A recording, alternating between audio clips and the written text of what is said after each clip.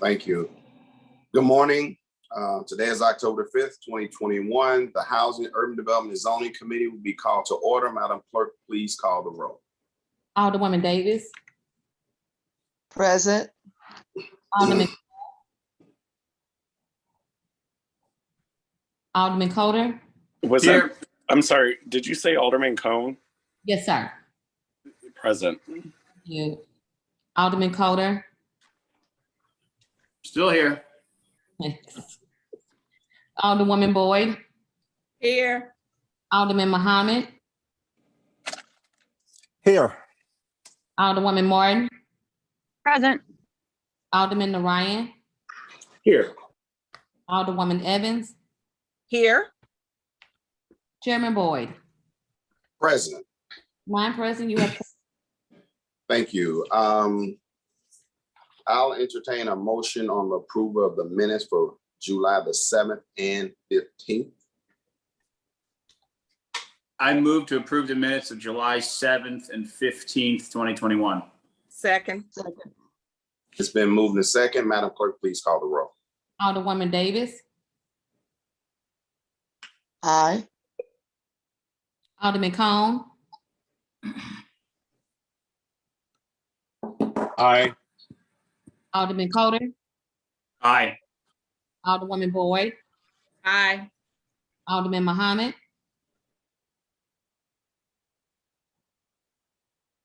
I'm sorry, aye. Alderwoman Martin. Aye. Alderman Narayan. Aye. Alderwoman Evans. Aye. Chairman Boyd. Aye. 9 aye votes. Okay, board bill before us is Board Bill 106, sponsored by myself. Madam Clerk, would you go ahead and read the preamble to the board bill? Board Bill 106, sponsored by Alderman Jeffrey Boyd, an ordinance to submit a 2022 annual action plan to United States Department of Housing and Urban Development as required to apply for funding under the Community Development Block Grants, Home Investment Partnership, Emergency Solutions Grant, and Housing Opportunities for Persons with AIDS, HOPWA Entitlement Program, authorizing and directing the mayor and comptroller on behalf of the city of St. Louis to enter into and execute agreements with HUD for the receipt of the 2022 Cdbg Home, ESG, and HOPWA funds. Thank you.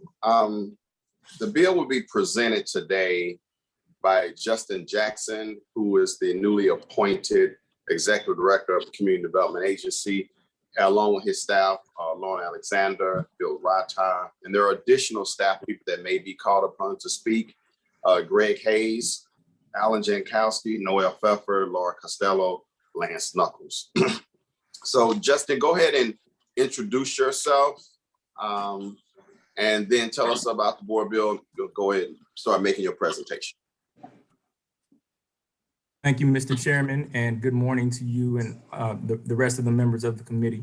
My name is Justin Jackson, and as the chairman stated, I am the newly appointed Executive Director of CDA.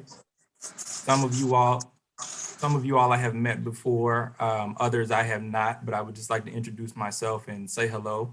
And I look forward to working with all of you in the very near future. And that's who I am. So, welcome. Thank you. So today, I have with me today also senior staff members from CDA, Bill Rata and Lra Alexander. And today we are here to present Board Bill 106, which is for the fiscal year 2022 annual action plan. At this point, I'm going to share my screen. I have a presentation prepared, so I'd like to share my screen with you. There were some documents that were sent to the committee. I won't be going through every single one of those documents, but I will be going through select documents that were sent to you all. So you may recognize some of the documents in the presentation. So let me go ahead and share that.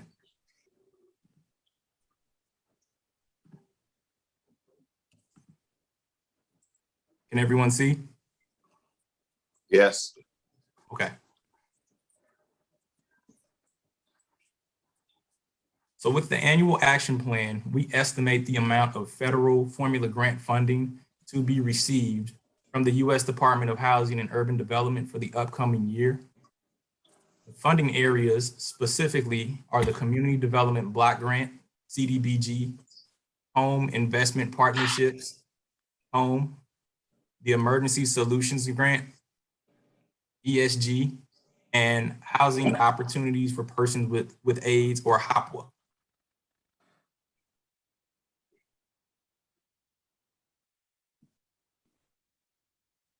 So the board bill that we submit, it's always an estimation that will become actual in the following year.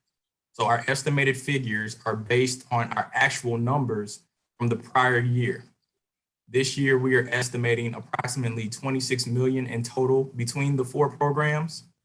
We estimate funding to remain somewhat consistent on the board bill, and we estimate funding to remain somewhat consistent from previous years, and what you see in the entire board bill is approximately $26 million. You want to go outside? I first want to start by giving a little background. A lot of the members of the committee may be familiar with some of these items, but I just want to review some things briefly. So in 2012, at the request of HUD, more transparency and citizen input was stressed, which resulted in a new process to go about the distribution of Cdbg funding. So the city of St. Louis embarked on a drastic change to the way it awarded Cdbg and home funds. As a result, enhanced use of CDA's website, along with introducing an RFP process for the awarding of Cdbg funding, came into use. This, amongst other things, such as additional public hearings and capacity building workshops, became part of CDA's annual regimen of activity.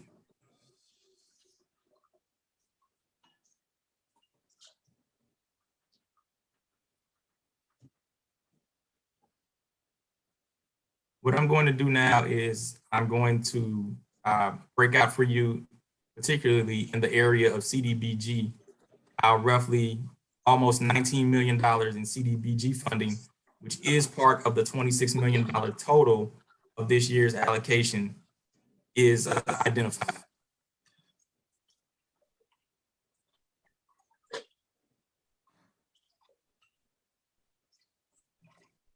And what you'll see in Exhibit A later on in the presentation is a summary of activities that we're recommending for funding for the upcoming year.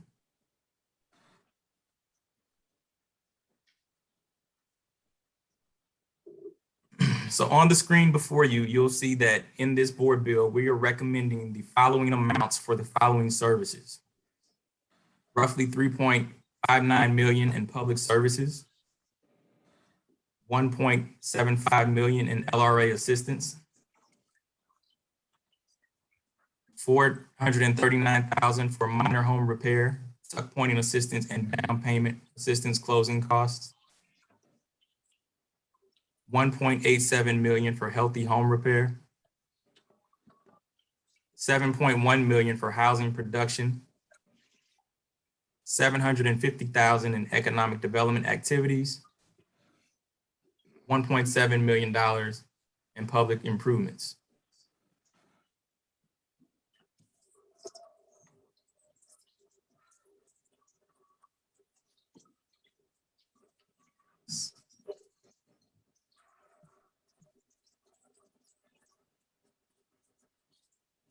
So what you're seeing now is a breakdown of some of those figures that I just suggested, or that I just mentioned.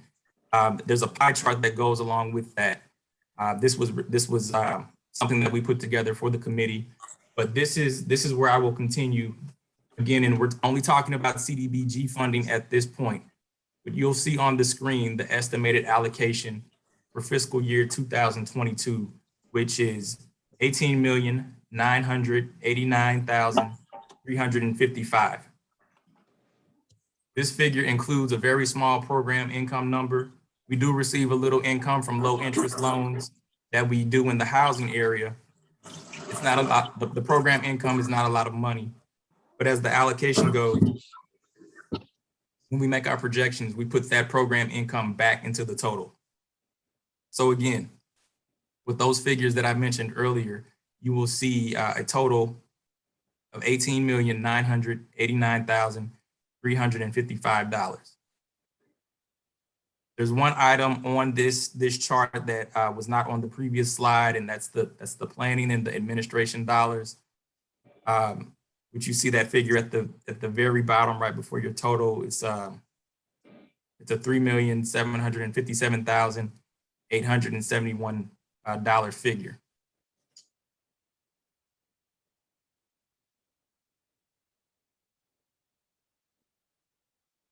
It's important to note that we have internal or non-competitive programs that we fund, as well as our own administration.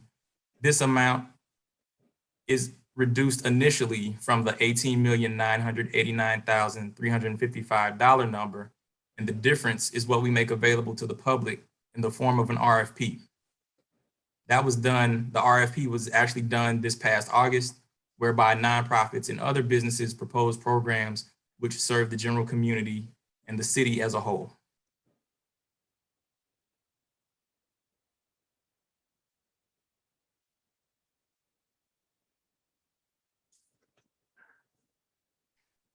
I'm going to focus some time on this slide for a second and go through some of these line items. Again, these internal non-competitive line items will be reviewed before we get into the competitive proposals that we received from the community. Most of you may be familiar with the lines. I'll go through them. So that first line is the City Healthy Home Repair Inspection program. Most of you know that we have a healthy home repair program in CDA, and it provides money for individuals to repair their homes in the low to moderate income area, meaning that low to moderate income individuals qualify for the program. Part of that involves having the building division conduct inspections of those homes for us initially, and after the work is complete, indicating that it's done. So again, that first line is an allocation to the building division to help us get buildings inspected, roughly to the tune of $370,000. That number has increased from last year due to the overall number not having changed in quite some time and adjusting for additional staff costs. The next number represents the number of supportive funding that we would like to dedicate to healthy home repair. It's called the loan pool, and it's a combination of loans and grants that we have, that we issue to individuals to help them repair their homes. There was a reduction in funding due to funding being available from the prior year. Part of that is attributed to challenges from the pandemic, and you'll also see a similar decrease in the next line, housing production for Cdbg. But I do want to, from the prior year, but I do want to stress that CDA is still mapping out the use of funding for funds that have been received, for the ARPA funds that have been received recently. And we will be using those funds, the ARPA funds, in addition to our normal Cdbg allocation rather than in lieu of. Even with those slight reductions, however, we would like to continue something that we've been focused on over here at CDA for the last few years, which in 2022, we would like to do more in the housing area, specifically housing production and the healthy home repair programs. What we intend to do is issue a robust NOFA in early 2022, combining our normal allocated funds, our normal allocated Cdbg funds, with our ARPA funding that has been appropriated to CDA. And the idea is that in 2022, we will look to do more housing construction and home repair than done in recent years. Some of you may remember that we pledged last year as part of emergency Cdbg CV money, which was coronavirus additional funds.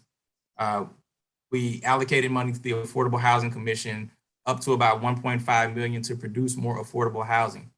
And it's the component of doing more in the affordable housing area and housing production area that I think is worth mentioning. The next line you'll see here is Cda Rehabilitation Administration. That line did not change from last year and is money that we use to fund staff working in housing production and healthy home repair. It's different from our regular Cda administration in that it's distinct and that it's targeted more for public improvements. So we separate this for various reasons. One being that we are subject to a federal cap of general administrative services, which is 20% of our total allocation.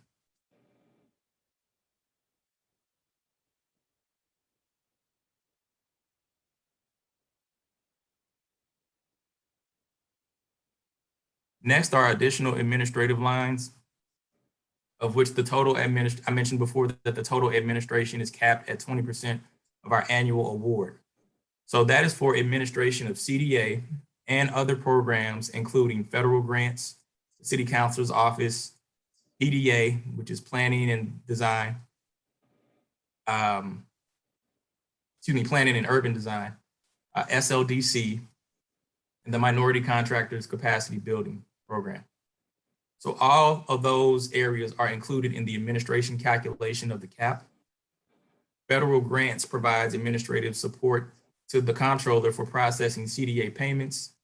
The City Councilor provides legal support for CDBG and home projects. The folks at PDA, Planning and Urban Design, provide funding for the funding for the administration of CDBG funded planning efforts. SLDC administration is for the funding of SLDC staff working on CDBG eligible activities.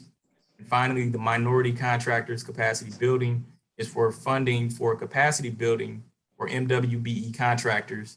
It also funds the plan room to allow for minority contractors that they have access to plans and specs.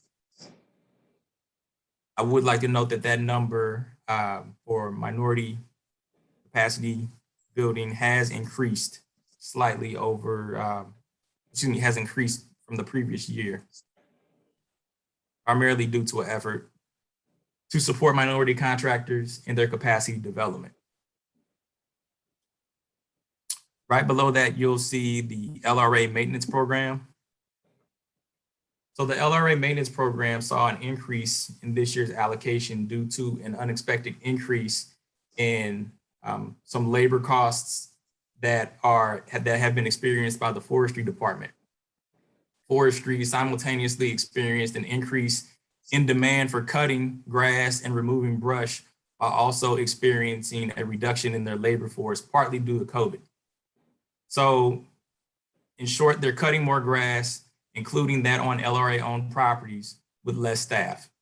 And due to an already existing contract with LRA, we're looking to increase CDBG funding to allow for support of staffing costs with the additional CDBG funds. I would like to note that we do have Greg Hayes, Alan Chakowski of Forestry, and Laura Costello on standby for today's meeting. And if there are any questions towards the end of the presentation, they would also be available to chime in. The next line that you'll see is the Commercial District and Facade Program. We also have Lance Knuckles from SLDC, who is the new manager with the Commercial District Facade Program, on standby as well. But I would like to say that this is a program that has been discussed in this committee over the last few years. There's a lot of money that has been going into the program over the last few years. And what was told to the committee in the past is that the program will be given time to improve.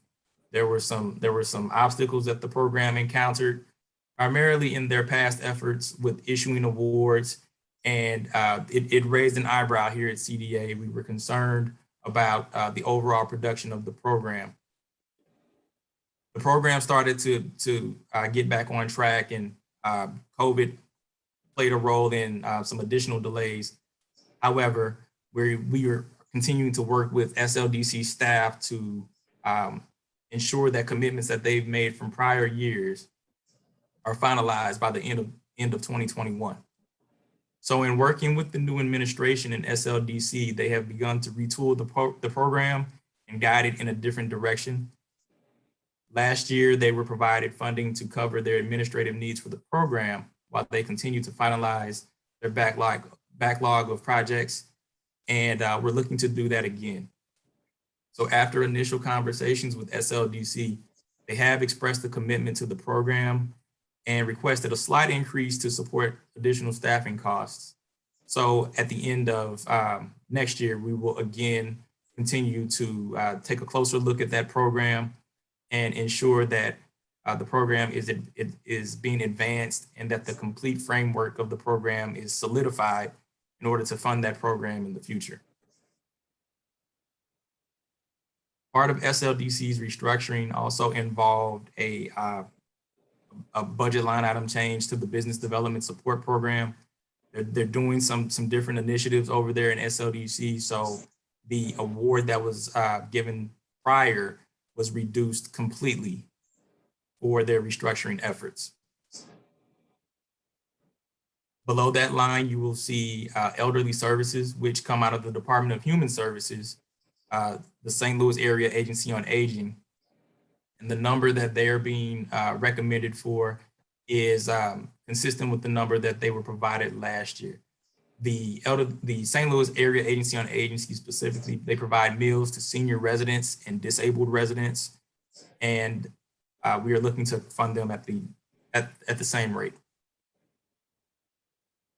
Operation Brightside helps remove graffiti in the city as well as other beautification projects. Let me move this up past this a little bit. The expanded recreation program provides recreational activities for youth, after school programs during the summer in low to moderate areas of the city. Problem Properties has a few components and operates within the law department, and they all received a slight increase in their funding award to offset increasing healthcare costs that have been that have impacted the city budget. So when we add all these numbers up on this page, these are the numbers that I referred to earlier as internal line items. So when we take a total account of these internal line item numbers, the difference of the total of these numbers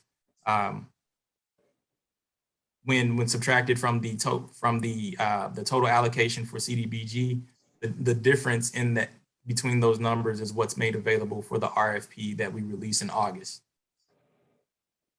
So the above mentioned items are very much in part a large part of the Cdbg annual allocation. We will explore public services next, but I just wanted to take some time to go over these numbers as they are very important numbers to the board bill, and they play a very prominent role in the continuing function of activities that are carried out through the city.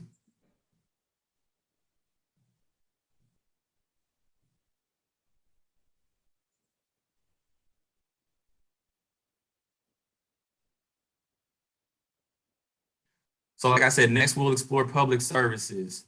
And I'd like to state that this year, during our annual RFP process in August, we received over 13 million in proposals from the community, specifically in public services areas.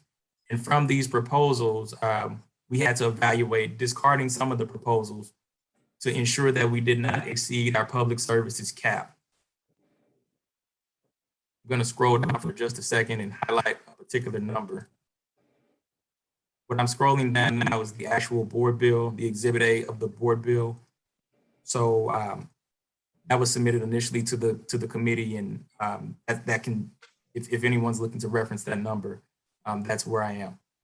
There's a number at the bottom. You'll see total public services, a number to the tune of roughly $3,597,386.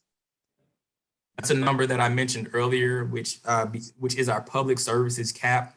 And that's the number that we have to work within for all of our public services activity, both competitive and non-competitive. So I know that the Exhibit A may be familiar to some and that it's part of the board bill, and it's very lengthy. So I didn't plan to go through every single item on the bill. But I did want to highlight the total public services dollar number that we identified earlier, and kind of just give some detail to what we have to look at and be mindful of here at CDA when we are preparing the board bill and when we are evaluating RFP applications. So this year we had two new applications, and there were a large amount of returning programs from the previous year, roughly about 30 programs. So proposal applications for these programs were provided to CDA in August of 2021, pursuant to an RFP that we had here at CDA. Staff then went through those proposals, rated them, and decided on the awards that you see. So just another note about that dollar amount number, or that public services number. It's not a number that we just pull out of the air. It's a predetermined cap or a predetermined award amount from HUD. That 19% of our total award plus program income equals that $3,597,386 number. So this is the cap that we have to work within from HUD for public services. It's a 19% cap for public services, and it's a 20% cap for our administrative efforts. So what we do is we award the maximum possible amount that we can up to that number, not to exceed the number, so that we're not in danger of exceeding the cap. Essentially, the documents from earlier showing the internal line items are all reflected on Exhibit A, but they're broken out a little differently. I'm going to now, just for example, I'm going to scroll down to the bottom of the Exhibit A document.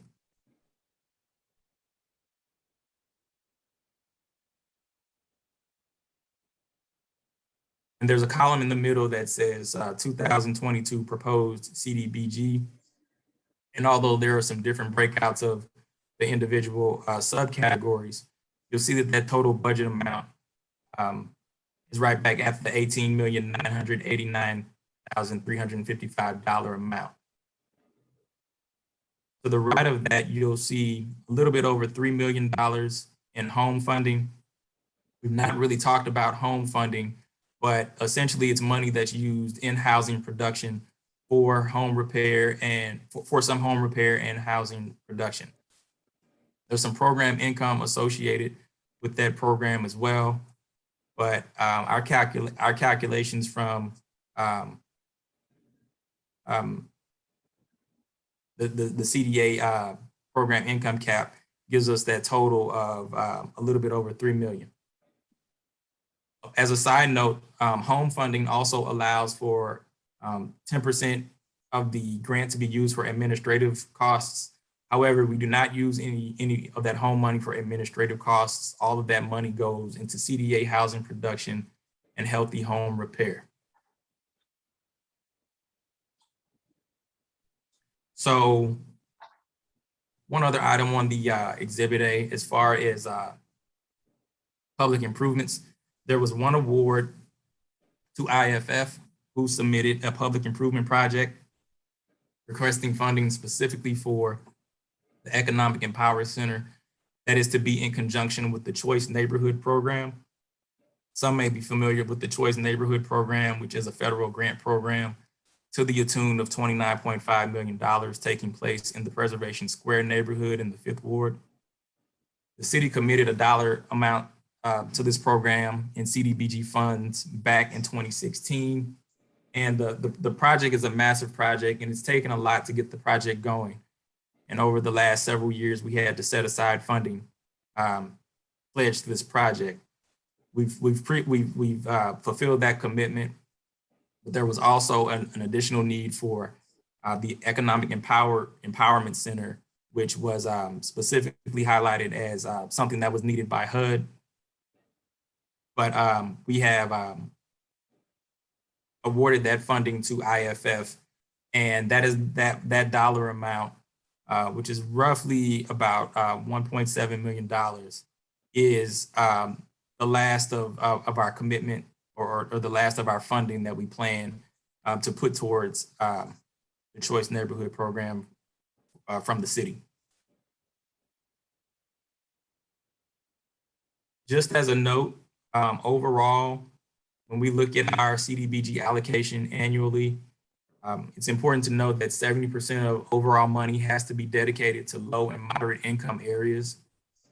So that number in our case is based on our total budget minus planning and administration. But when we take that number into account, we actually exceed that 70% threshold. So when we finish all of our calculations, our overall projection and dedication of money is roughly 93%. So that's something that we're proud of here at CDA, to know that we're not just meeting the minimum threshold of 70% being dedicated to low and moderate income individuals, but that is actually much in excess of that. So what this Exhibit A document allows you to see is what's available in total. Like I mentioned earlier, there are subcategories which are also included in the board bill, such as public services. And I'll go up and show you some of those as an example.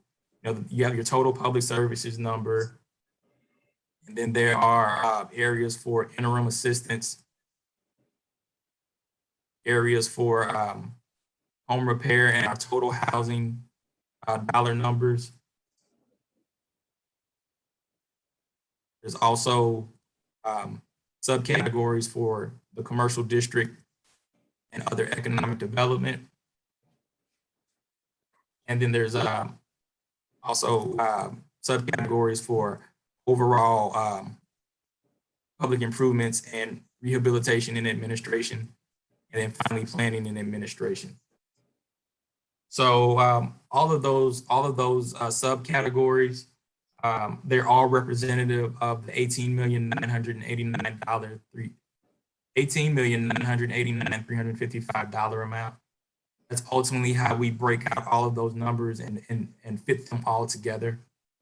So between some of the different documents that I went through, you'll see different subcategories, but ultimately all of the totals agree.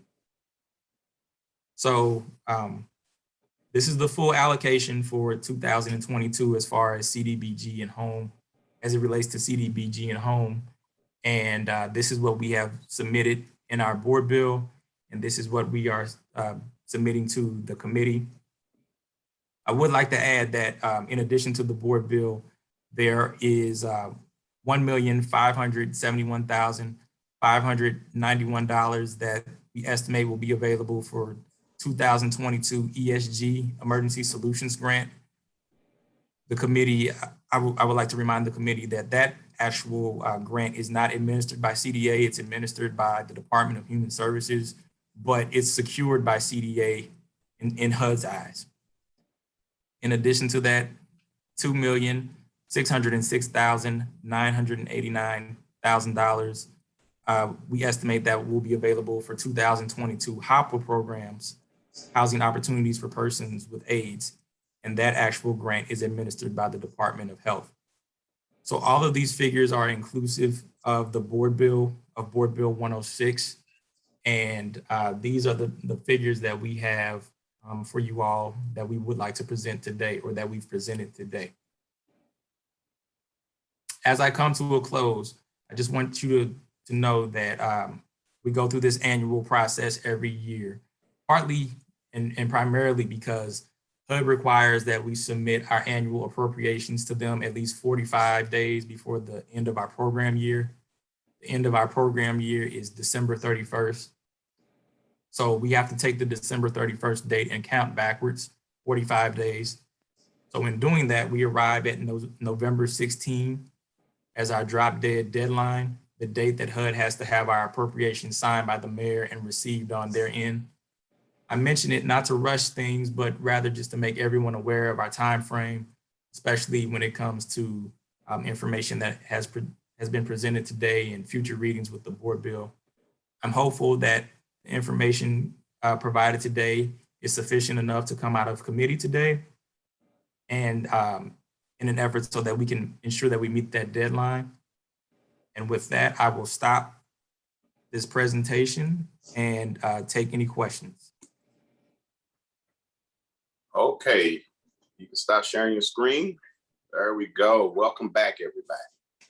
Justin, I thought that was a pretty thorough presentation. Thank you. You did an awesome job putting that together. But that was the easy part. Now the hard part.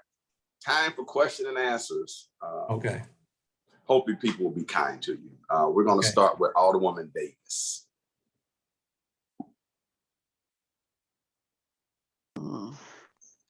Thank you very much, Mr. Chairman. Justin, I think I've seen you around quite a bit in community with various things. We have. Good morning. Yes, sir. So I'm very happy to welcome you. Thank you very much for that. Okay. So as our chairman said, this is the fun part now. I am impressed with your presentation. I see that we have been able to stay the course with CDA and also be imaginative in some of the areas that we needed improvement. And I want to just focus on a couple of things with you. I need to see if they are available on this call and just have them introduce themselves and maybe say at least one thing specific about their department and what they're looking forward to. And so the first one is the Neighborhood Commercial Development Initiative. Also the Minority MBWB department. I think we have a new leader there. And with Human Services, Department of Human Services, because they have a lot of oversight for some of these funds that we're going to be expending. So if they're on a call, could you guide us, please? Okay. Let me start with the Department of Human Services. They are not present on the call. Typically, the Department of Human Services, they have a separate funding process, which is not on the same timeline as the Cdbg funding process. So I believe they have their funding process at a future point in time. So the overall allocation amount that I indicated for them, the 1.571591, that's going to be to their discretion in terms of how they plan to administer those dollars in the future. But typically they use that money for rapid rehousing and emergency shelter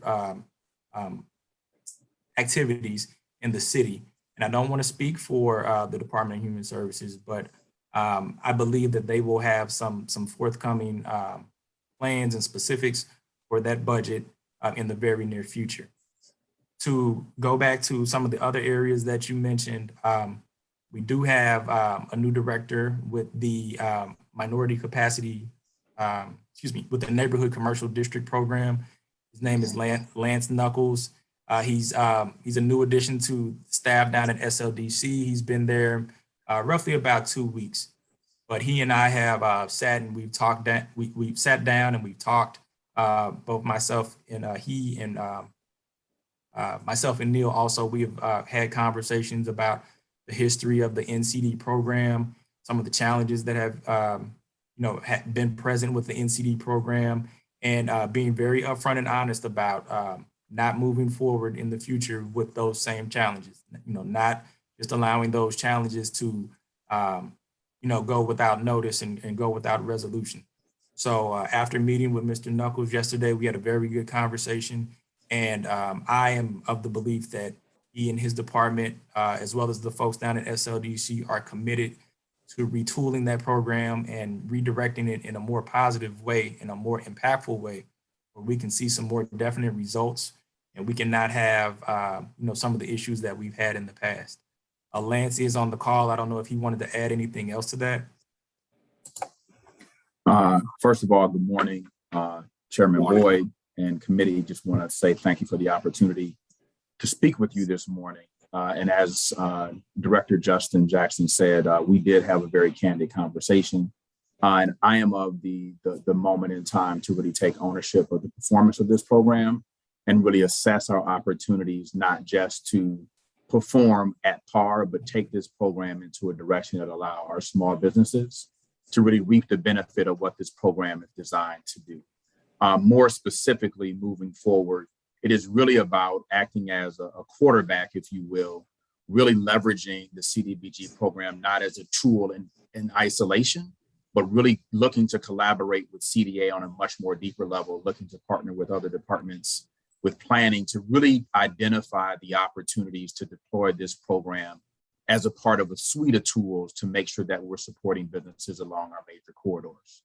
And so for me, it's an opportunity for us to take ownership of where the program has been. I've had that conversation where we have had performance not moving in direction that I'm excited about as a leader.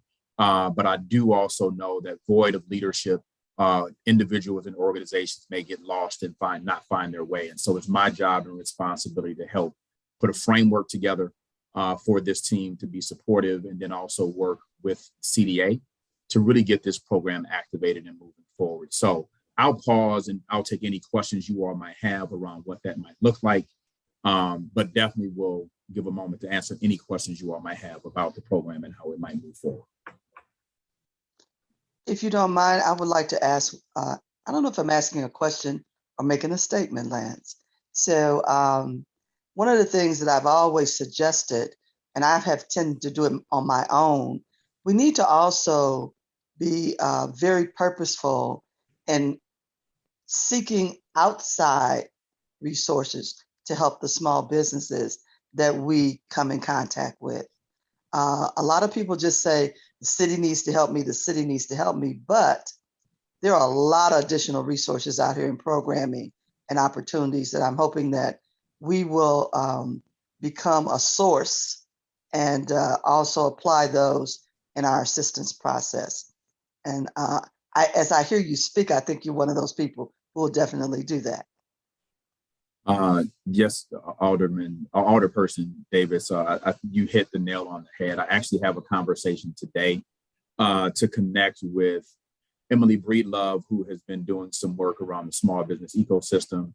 And so really looking to find ways where we have an existing ecosystem of organizations or partners in community that this can be a resource and support to, but then also making sure we're acting as a two-way conduit to get information when we're engaging with business owners around the other supportive services that they might need, whether it's other capital and small business advisory services. So I envision our team really acting as more of a navigator and being able to engage and bring both information to our entrepreneurs, but also bring desires and expectations from entrepreneurs back into the city and all of our departments to help create a healthy ecosystem where we can respond to the things that are happening. Because in my time here in St. Louis, come to realize that there is a disconnect and we're not necessarily engaging small business where they are, and then taking that work and moving it forward. So I'm focusing my time in the next year on execution and our ability to really perform well, not only for our older people, but also for our residents more specifically. Thank you very much. You're very welcome. And lastly, Justin, on minority, I just needed a little bit more information about the direction, most especially for me, funding. I don't see it always providing all of the assistance that we could to help the minority businesses grow. Well, that's been a concern that we've had at CDA also. You know, ultimately, we're responsible for the tracking and the reporting of all of these programs. So when we're looking at outputs, and especially when it comes to business development with minority businesses, you know, that becomes something that we, quite frankly, end up spending a lot of time on, because you know, we fund these programs, and the intent is to always produce jobs, you know, maintain viable businesses or grow them even further. And there are, it's not really it's more so an art. It's not a science. And we try to find ways to that results in us having to spend a lot of time with individual situations and kind of assess what's really going on. But ultimately, job creation continues to be what we're tasked with and what we're required to produce for our funder, the U.S. Department of Housing and Urban Development. So we've had some conversations, and am I working with the new executive director at Sldc? He has a vision for going about some things in a different way. That's why you saw an actual reduction in the amount of money for the business development support program. But what they're doing overall is they're retooling the entire department down there at Sldc. It's our task at CDA, though, to remind them that when we have activities, specifically activities for economic development, we have to produce those jobs. We have to, so some of the things Lance touched on when he was talking about the restructuring of the commercial district program, which isn't really a job creation entity, but we've had conversations with other staff members at Sldc about the need to make sure that we're creating jobs, that the jobs are meeting all of the components that the federal government pretty much tasks us to do. So that's an ongoing thing. And while we're continuing to work on it, we want to improve some things, but we're also we're very mindful of where the shortfalls have occurred. We're not producing as many jobs as we would like. We don't start off the year saying that we're going to have 100 jobs produced for every category, but we definitely have enough guidance and enough direction to start small and start rebuilding in those areas to produce long-lasting, sustaining jobs in the community. All right, I thank you so much for that. That's the end for me. And again, welcome. And I'm always here and available to assist you. Okay, thank you very much for that. Okay, thank you, Alderwoman. Alderman Cone. Thank you, Mr. Chair. Welcome to the team, I guess, so to speak. Look forward to working with you in your new capacity over at CDA. I do have, it's been a while since I've sat on the HUD's committee, Mr. Chair, so if you can provide me some indulgences here as I go through my questions, I appreciate it.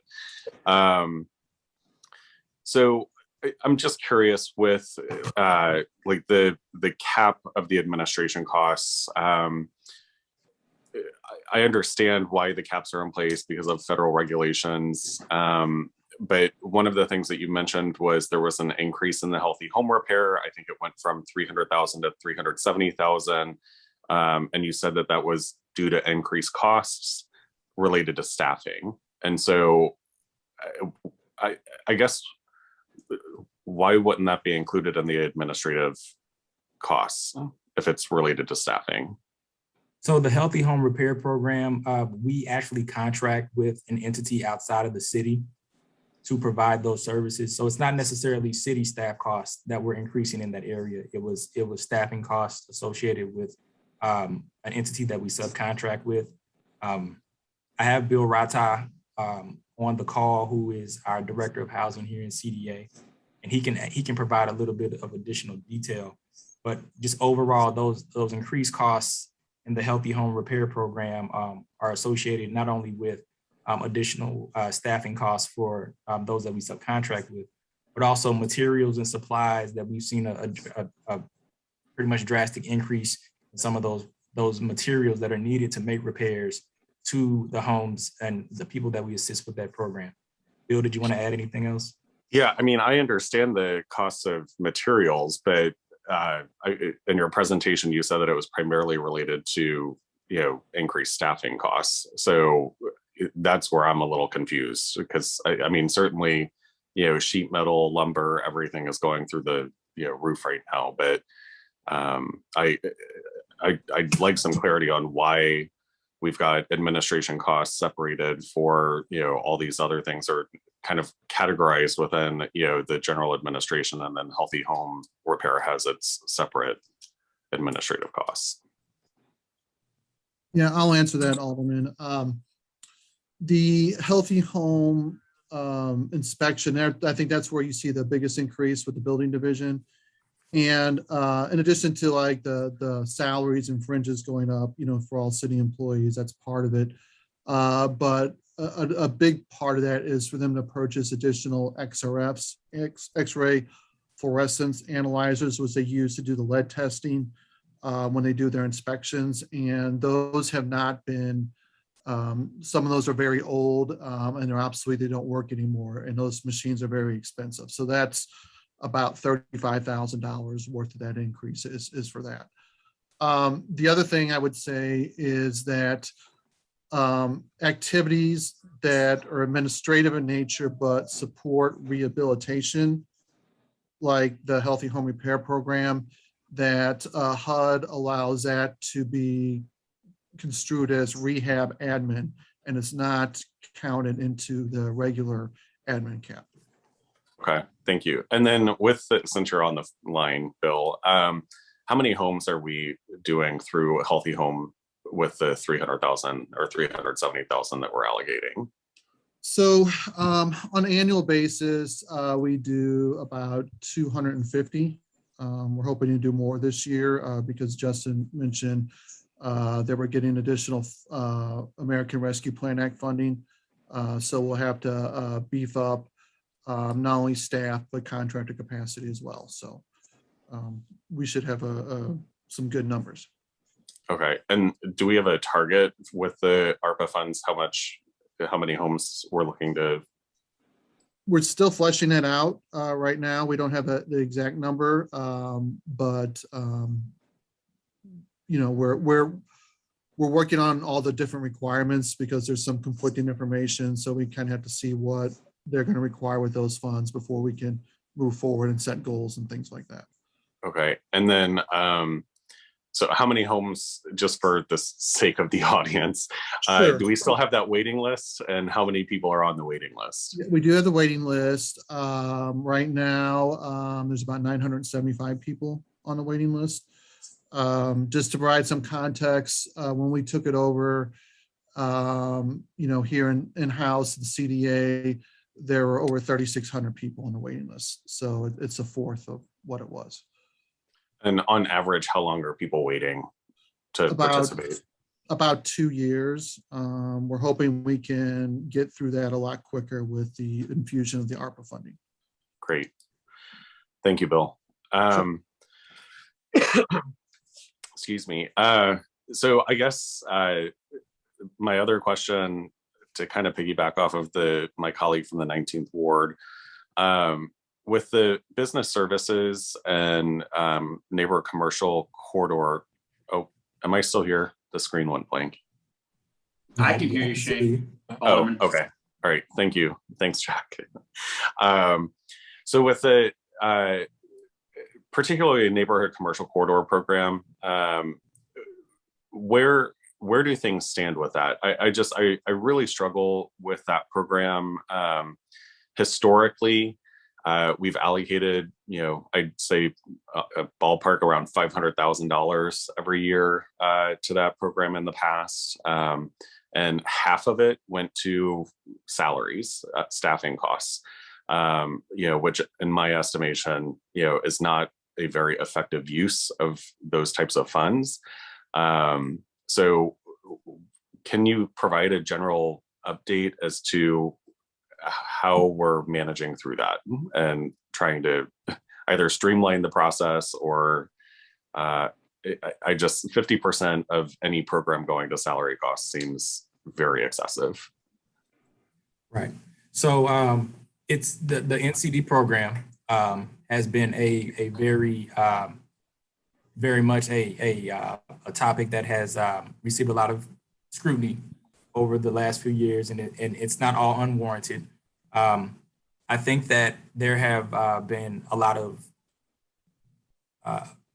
procedural issues that could be strengthened in terms of communication to the community, in terms of turnaround, in terms of, when things start to when things finish. Over the last 2 years, there's been a significant reduction in the allocation award given to the NCD program. We here at CDA, we're very much concerned about, funding a program that's only staffing. We're not advocates of that. We understand the challenges that go along with that program, and there were some extenuating circumstances that led to the decision for us to extend those programs, including being able to kind of roll over some of the dollars from previous years for projects that were still in the works. So while we still had a remaining balance available on prior dollars allocated specifically for projects and not associated with staff, we still need staff on the SLDC end to carry out those projects. However, it's been made very clear that we can't continue just funding a program that's not producing in the manner that it needs to produce. And I do want you to know it's not something that I take lightly. Having spoken with Mr. Knuckles as well as Neil Richardson, I very much, that's the first item on the agenda when Neil got here, as well as Lance. I said we need to have some time to sit down to iron out these problems with the NCD program, because they're visible on all fronts. They're visible from CDA, they're visible from SLDC, they're visible from the community, they're visible to members of the committee. So I'm hopeful, after having conversations with the new director and the new executive director of SLDC, that the overall retooling of the program, which is going to have a broader scope and a broader parameter than just the MLK, than just the initial corridor that was originally envisioned, that being the MLK corridor. It's going to have a broader parameter, and it's going to have a broader approach and a more concentrated effort in terms of ensuring that businesses are aware of the type of opportunities that exist with that program, and that they're clear on what items they need to present to us, that CDA and SLDC continue to have more just transparent conversations about what type of projects can be successful through that program, and what things need to be focused on.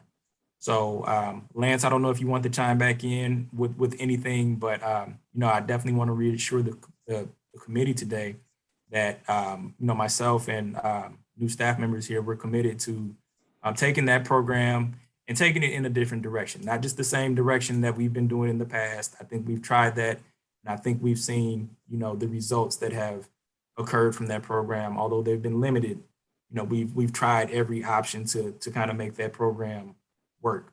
So taking it in a different direction is what's needed, and I think both Lance and Neil have a good grasp on the problems, and they have a good approach for the future. Justin, I will chime in. Alderman Cohen, thank you for the question and also the concern. I think we might resonate some very similar sentiments around the success of the program. And so a part of what my responsibility is to not kick the can. I just have to say that very directly to this committee. It's not about kicking the can. It's not about making excuses. It's about how do I take a program and turn it into a proactive tool that allows us to achieve economic success for communities that have been underestimated. And so a key part of that is not just about the execution, it's also how do we work and coordinate.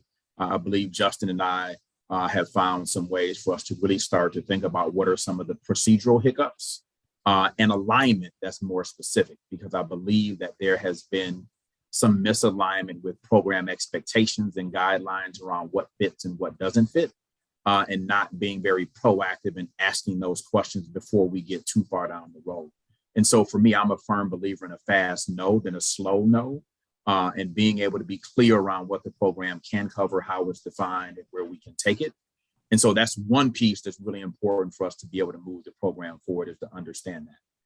The second piece is there's a current allocation right now that this is about to be full court press, making sure whatever resources we have, we get engaged in community and are really understanding how we might deploy capital to these organizations before the end of this calendar year to ensure that this program really starts to see some visibility in community in a way that makes sense understanding that ARPA dollars are coming down the pipeline in other ways, we want to make sure that this program is a tool within that framework.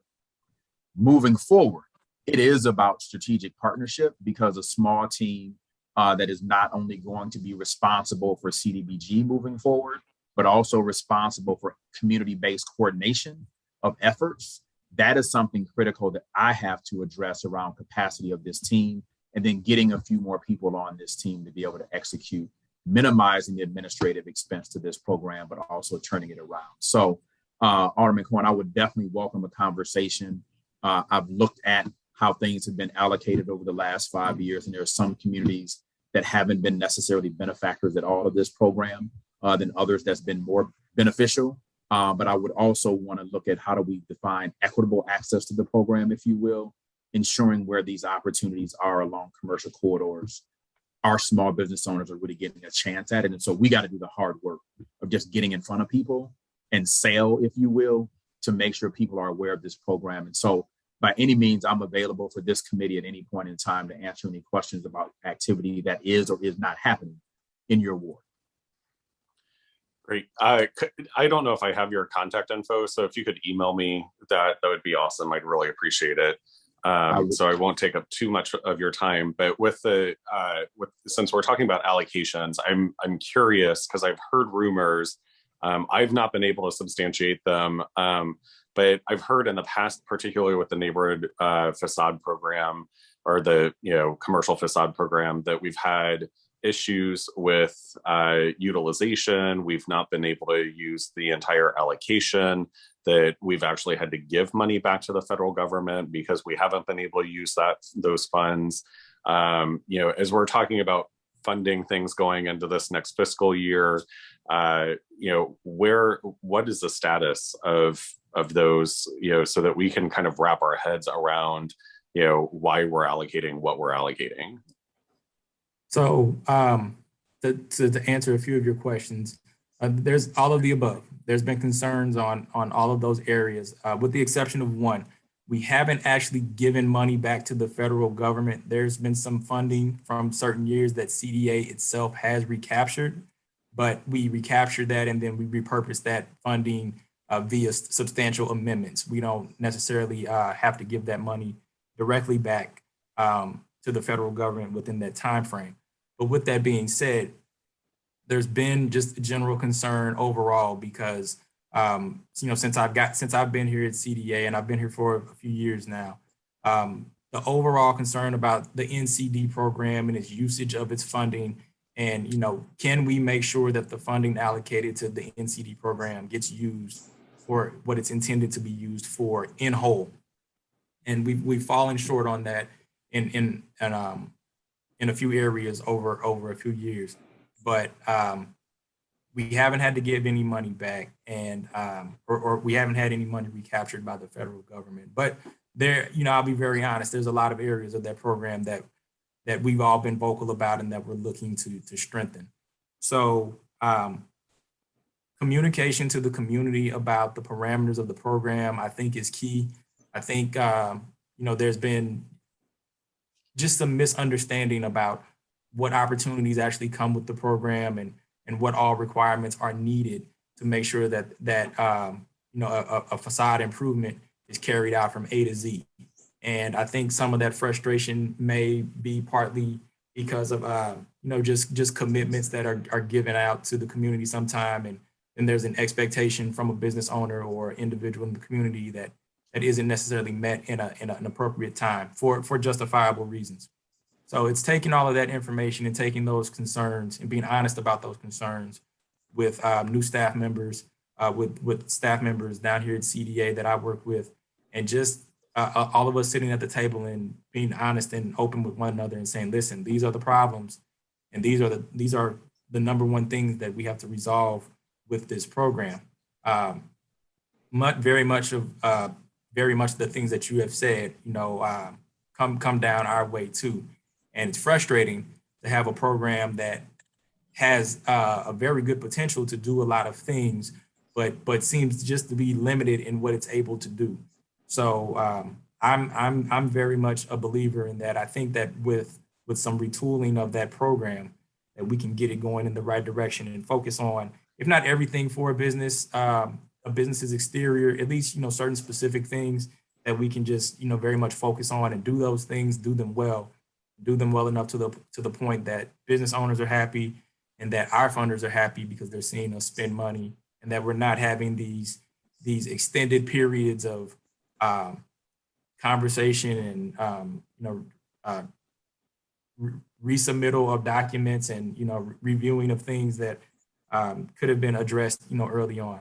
We're looking to very much improve that program, and it's going to take a coordinated effort on CDA's end as well as SLDC to move that forward. Okay, I appreciate it. I just I've been down at the Board of Aldermen for about 13 years now, and I would say it is frustrating still 13 years later. I feel like, when I first came down here, and, the whole allocation process is obviously much different than it was 13 years ago with the kind of consolidation of allocations and programmatic services into CDA, whereas when I first came down here, all of the aldermen kind of got their own pool of money. But, I would say that this has been an issue in particular that I get a lot of questions about. And I would add that I think change management has been lacking. So as we've gone through changes to these programs, the communication around the changes, the expectations of those changes have not been communicated well out to the general public.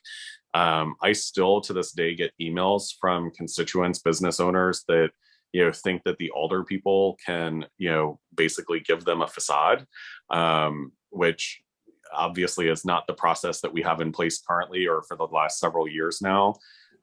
So I think, as you guys are going out and doing community conversations and things of that nature, helping to set those expectations is really important so that it doesn't end up falling squarely on the shoulders of the aldermen to educate people around SLDC and CDA's processes. So I think that would be very helpful. And then I guess lastly, because I want to provide the opportunity for others with less seniority, the opportunity to ask their questions and not monopolize all of the time. But is there a breakdown of all of the allocations and the funds that have been expended, and what those expenditures, I don't want like line item detail, obviously, but just kind of general categories of what those are funding. We kind of do that with the public services budget, kind of itemizing each of the organizations and what they're doing. But outside of public services, is there that type of breakdown available that we can review? I think that we can put something together like that. If need be, I can send it directly to you or send it to whoever on the committee would like it. When we have an annual action plan and we submit our recommendations to the committee and we ultimately fund our subrecipients, we have language and provisions in those contracts that states that you're operating on a calendar year, January to December. And once December 31 comes and after you've submitted your final billing, that's pretty much where your contract ends. So as an internal process here at CDA, we do an annual inventory every January to see where our agencies that we have funded, where their balances lie and what remains from those balances. We then take, whatever balance is remaining and we start making the steps of recapturing those dollars. Now, a majority of those dollars get recaptured and repurposed directly to housing production, but it just depends because every year, some agencies spend all of their money. Some agencies don't. Some departments don't spend all of their money. And ultimately, we don't want to send the message to HUD that we're not able to spend our dollars and move our money forward. But we're actively involved with subrecipients and departments and saying, make sure you get your pay requests into us so that we can close out these items on an annual basis. There are a few exceptions to that because we do have some projects that have existed for a few years, and they're still on the books. They're not closed out because they're simply not done. And you know, there are a few exceptions to that, but I can work on getting a breakdown of that and getting that to you. I would really appreciate that. Mr. Chair, I'm not sure if that's something that the rest of the committee has an interest in, but you know, I certainly would like to see a breakdown like that. Sure, Justin, could you submit that to me and I'll get it out to the whole committee? Okay. And I actually am going to exercise my privilege of seniority for one last comment / question, because I'm sure it'll probably come up, but LRA. So we've got an increase, a pretty significant increase in the line item for LRA. I'm not sure, I don't see Laura on the participant list for today's discussion, but I understand. She's on, if you want to speak to her. Okay, great. If I recall correctly, it was somewhere in the neighborhood of $500,700,000 increase to the LRA budget. Yes. So can you help me wrap my head around, because I get so many complaints about the LRA properties and lots in my ward. I need to be able to rationalize why I would vote for an increase to LRA, you know, to help my constituents understand why they have to live next to something with 10-foot tall weeds. So can someone kind of help me understand, you know, is this? I can. Okay. Yeah. I can, if I could speak. Good morning. Sure. Laura is here, and also we have Greg Hayes and Alan Jankowski from forestry to kind of give some detail to the increased allocation for LRAs, specifically for their increased dollar amount. But Laura, you can go ahead and go. Okay, wait a minute. Laura, would you just remind people who you are before you answer the question? That would be helpful for the public. Thank you. Sure. I'm Laura Costello, and I'm Director of Real Estate for SLDC.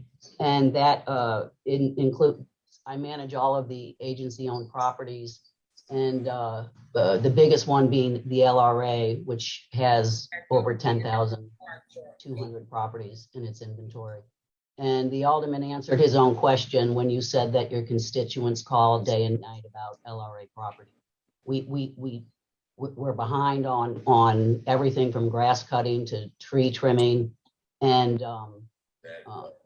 you know, we with the present budget we have, we can't handle the calls. I'll let Greg speak to forestry, who cuts the grass, but right now for board ups and for tree removal and tree trimming, we have over 1,000 work tickets, real work tickets, over 1,000 of them that we're trying to address. And so hopefully if we get this increase, we can you know, get more tree contractors out there and give more money to forestry so we can knock out these work orders and complaints. So it's just a matter of needing more money to cover all of the complaints. And I don't know if Greg wants to say anything about. Can I just get a little bit more specific though, Laura? I know I answered my own question, but you know, in the past we were told, you know, that buildings would get cut 4 times a year, lots would get cut 6 times a year, or whatever the magic number was at the time. What does that 1.7 million or whatever, you know, that allocation is, what does that equate to?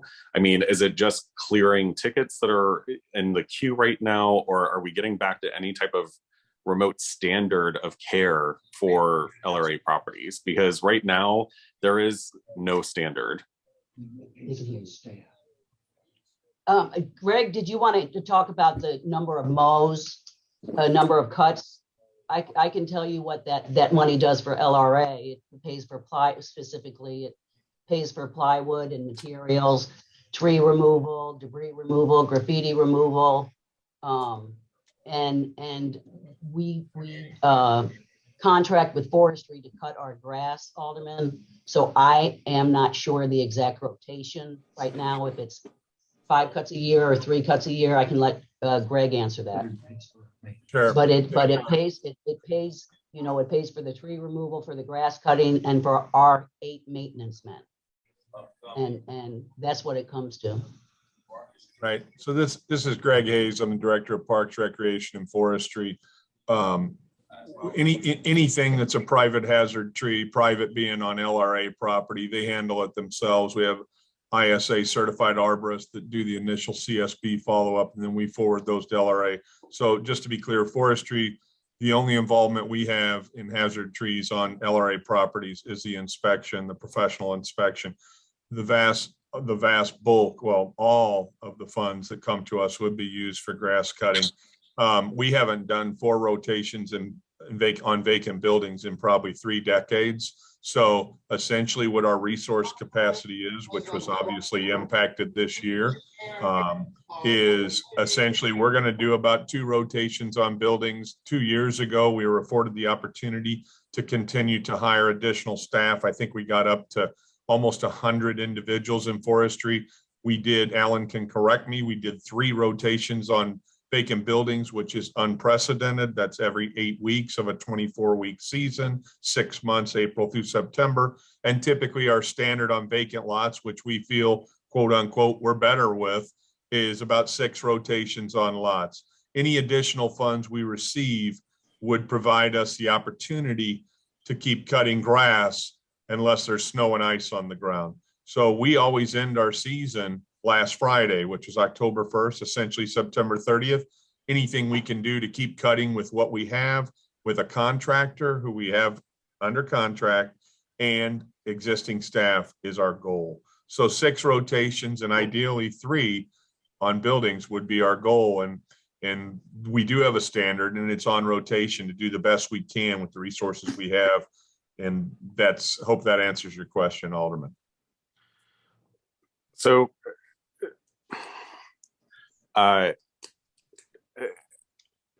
it does. So the additional funding would not increase the regular maintenance of the lots, meaning the grass mowing. The increase is just to basically deal with graffiti, board up, and tree removal. No. I'd like to add that, you know, when we began primarily having these discussions with forestry, it was very much about cutting grass and removing brush. The need that there was an increased demand from residents, and the complaints primarily were centered around excessive grass and brush on properties. Some of those including LRA properties as well. So the discussion about the increase in funding was primarily centered around removing brush, cutting grass, and assisting with staffing costs for the folks who are actually going to do that. So that was the primary concern when we were having meetings and we were having discussions about how to address those complaints that we were receiving, not necessarily us, but that the city was receiving regarding properties that are maintained by the forestry department. So we met with folks from forestry and LRA to kind of get an assessment of when their cutting schedules were and what actually they were dealing with. And it became very clear to us that they were doing more with less. They were simultaneously tasked with trying to cut more yards and clean up more properties, but they didn't have the necessary human resource inventory to get to that. So we figured that we could fill a gap by supporting some of those areas, specifically with funding to help maintain their current staffing levels and allow them to cut more grass in areas that maybe weren't being reached in a timely manner. I don't have the frequency of their scheduled cuts. Greg just provided some of that information, and I kind of get that that's what you're asking, Alderman. If what's the frequency? Will the frequency of cuts continue? Will that improve, or will it just be more grass being cut? I think right now the need is to just, cut more areas and really focus on areas that maybe haven't been addressed in a while. And then that primarily, but then secondarily trying to increase the number of rotations on lots that are cut. I guess where my frustration, and I'm sure a ton of my colleagues share this frustration, is it seems as though, I'm hearing from one person, the director of forestry, that we're doing, 3 cuts on buildings type of a thing. So grass, I can't speak for other neighborhoods, but, down in my neck of the woods, after about 10 days, especially in a rainy season, grass is about a foot tall, 7 to 10 inches tall after, about a week and a half, depending upon the rain and the warmth. 3 weeks go by, that grass is probably 2 feet tall at that point in time.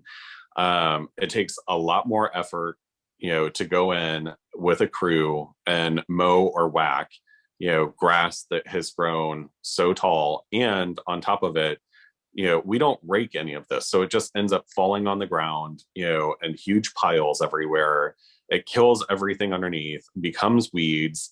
Then it's a weed management issue. Weeds grow faster than grass. And it becomes highly burdensome on the neighbors that live around those properties. I would prefer the conversation look like, what do we need in order to maintain these properties on a more consistent basis? Because at the end of the day, we probably end up spending more for less, because we're spending more time out on one property, knee high in grass and weeds. It takes a lot more time to go through that. I don't care if you're with a weed whacker or a mower or what have you, but it takes a heck of a lot more time if you're dealing with monkey grass and weeds. Monkey grass is that grass that gets like 10 feet tall and it almost looks like bamboo. It's hard as heck to cut down. I've actually damaged lawnmowers in my ward and had to replace my own personal lawnmower trying to cut it down.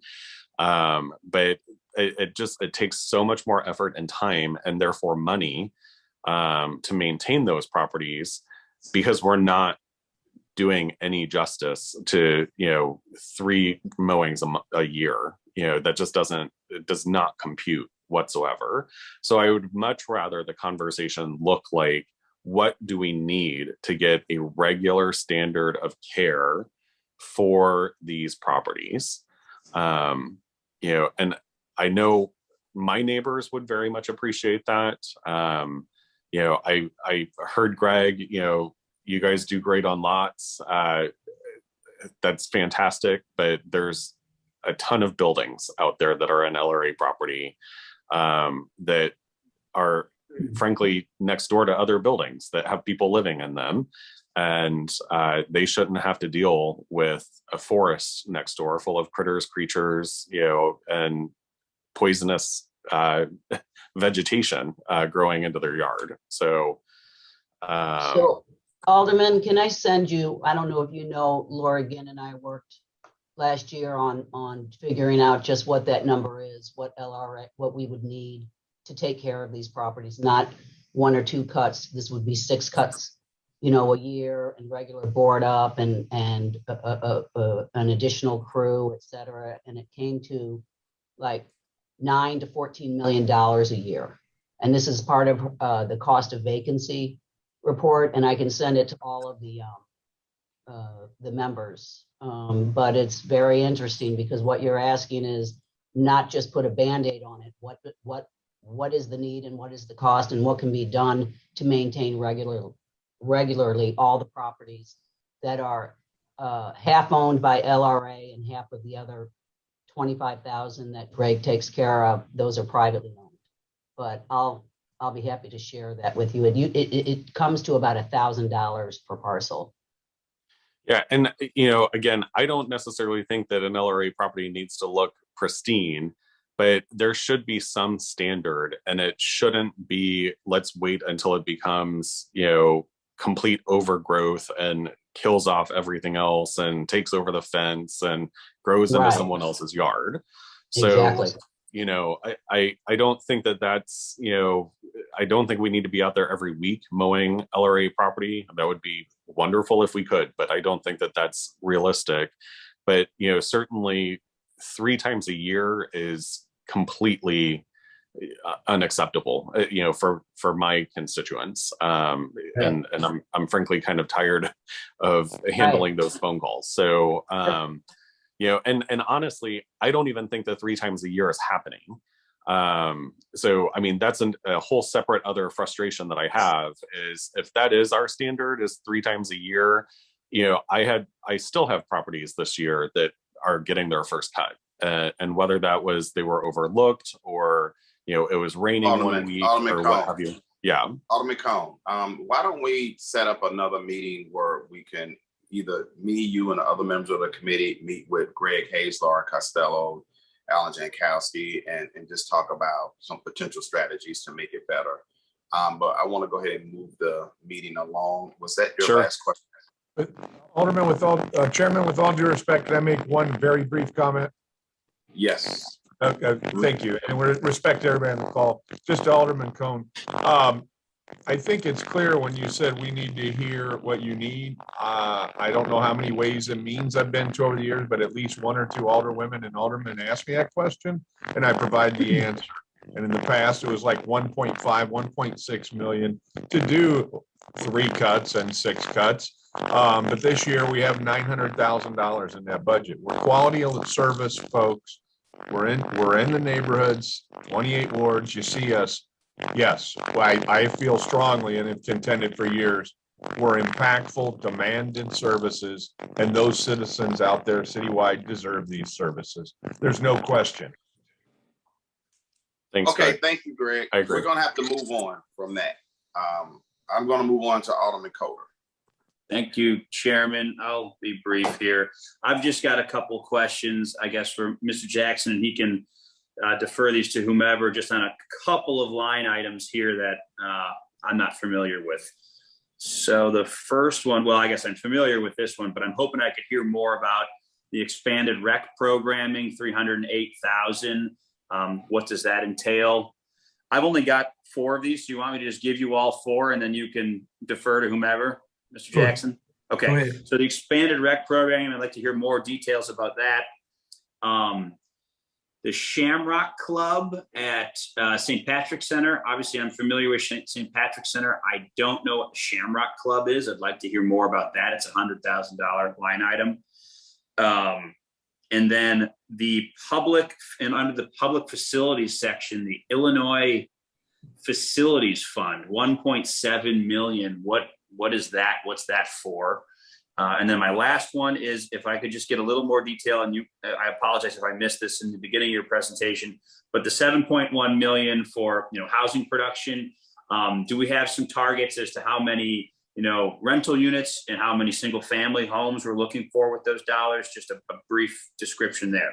Those are my 4. I will mute while you defer to folks. And just before you answer that, I want to remind the committee that there is a summary of all the awardees in the Google Drive so that you get just a little snapshot of what those agencies do. Go ahead, Justin. All right. So Alderman Kotar, good morning. So the expanded recreational program, it's a program that we fund through Parks and Recreation. And it's, in short, it provides recreational activities for youth after school programs during the summer in low to moderate areas of the city. So, this has been a category that a public service category that we've supported for quite a while. And it's something that we're looking to increase or something that we're looking to continue. And the slight increase in a lot of those areas that you saw on those internal line items are due to some additional staff costs. When our fiscal staff put together our estimates, they determined that there's been an increase in healthcare costs associated with payrolls for city employees. So they accounted for that increase in the allocation just to assist with the staffing costs that are incurred through those programs. But the expanded rec program is just that. It's youth and after school. And we have received a lot of additional requests over the last few months for expanded services for youth programs, especially during the summer, especially in light of certain circumstances, or not certain circumstances, but in light of us still being in this pandemic COVID environment and needing to have recreational resources for young people, especially in low to moderate income areas. So that's that. The Shamrock Club. Yeah, and you can disregard my Shamrock Club question. Thank you, Chairman. I found that document with some of those descriptions. So you can skip that one, Justin. Okay. Alderman Coder, do you need one additional detail that I can add to Mr. Jackson on expanded rec? Sure. Okay, we pay the Junior Football League annual fees of about $15,000. Essentially, it pays that fund, thanks to Mr. Jackson and his team. I don't know the genesis of it when it started, but it pays for 2 rec leaders and 2 rec supervisors. We have a very reputable boxing program, if I do say so myself, nationally recognized. Pays for some swimming with lifeguards, and then the summer day camps and some after school, as Justin said. So that's just a little more detail. Thank you, guys. Okay, so moving on, IFF. So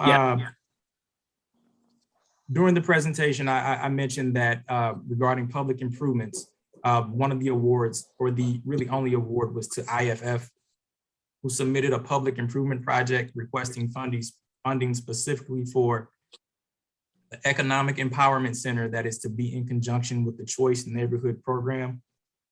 I'm going to ask Lorna Alexander to chime in, but the Choice Neighborhood Program, a federal grant in the 5th Ward, there's a component of that program that has a need for an Economic Empowerment Center. We've had conversations with HUD regarding this or the use of this facility, and we did receive in this funding round an application for this program, and they're looking to, in essence, create a facility that's going to work in conjunction with the Choice Neighborhood Program. There is a description of that activity in the breakout of projects on that same list that you saw the Shamrock Club on, because they were an applicant in this year's funding round. But Lorna, if you could just speak to some of the specifics of IFF and maybe give a little bit of past detail about their interaction with the Choice Neighborhood Program. You're muted.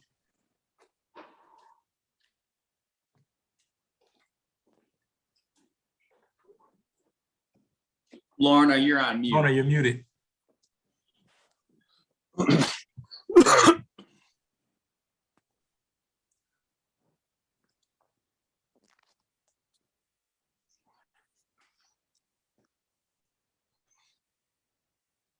If you would give her just a second while she gets her, you're probably gonna have to switch devices. Okay, here I am. Can you hear me? Yes.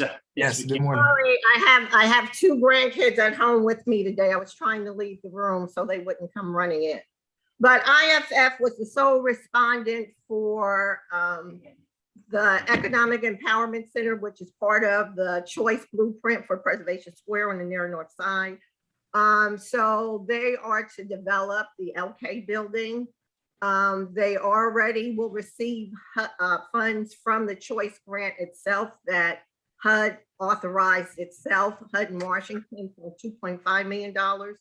And the city is putting in $1.7 million for that development.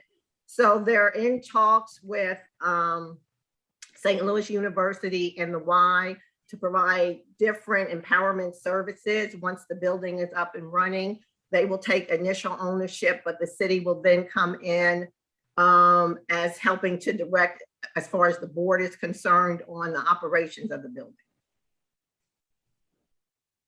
Perfect. Thank you, guys. I appreciate that summary. Okay, and your last question regarding just generally about housing production, the 7.1 million. Do we have a rough estimate of how many rental units and how many single families, homes we're looking at, producing with that line item. Okay, I'm going to bring Bill Rata in on that. Hi, Alderman, certainly. So a lot of it's going to depend on the actual applications we get for our NOFA process, Notice of Funding Availability, when we publish that early next year. And some of our applicants apply to construct new homes for sale, some for rehab for sale, and others for rental units.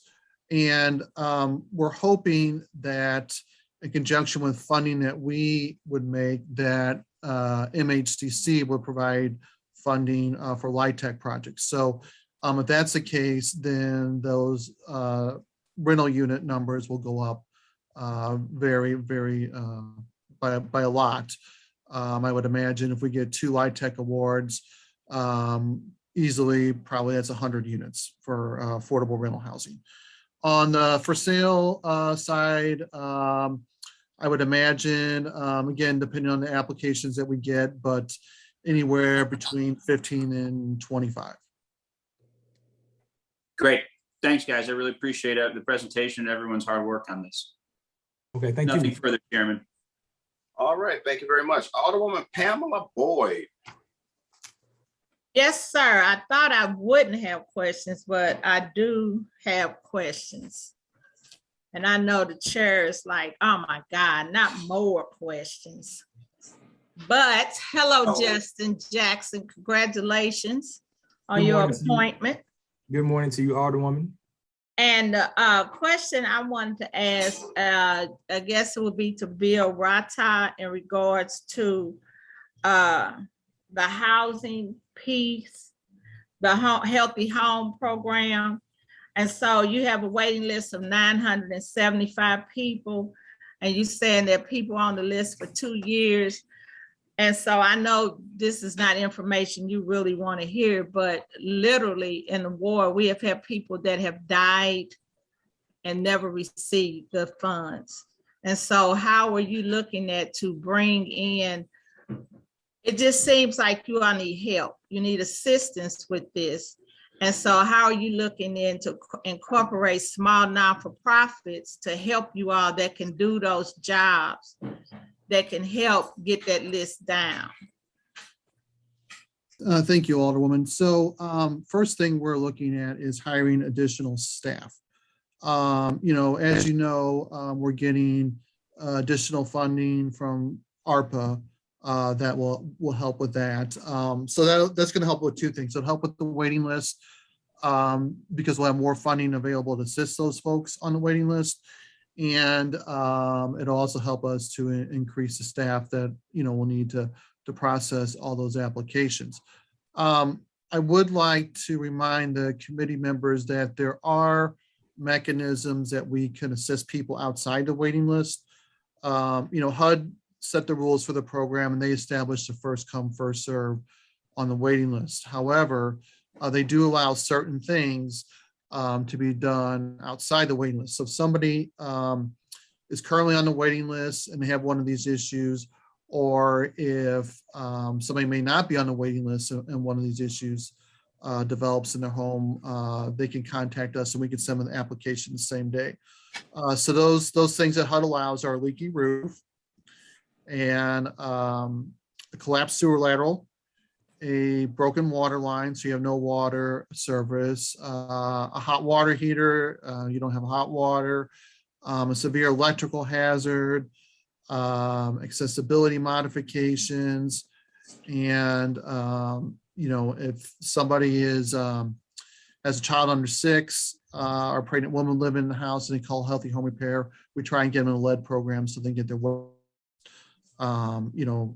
without, again, all those things can be done outside the waiting list. Okay, so do you know how many residents have been serviced in the 27th ward? I can get you that information, certainly. I don't have that right at my fingertips, but I can get that for you. Okay, and then in regards to the, and this is for Justin, Because I do know, Justin, CDA has went through a lot of changes over the years, and I played a role in some of those changes. You know, I was impacted by some of the changes that had happened.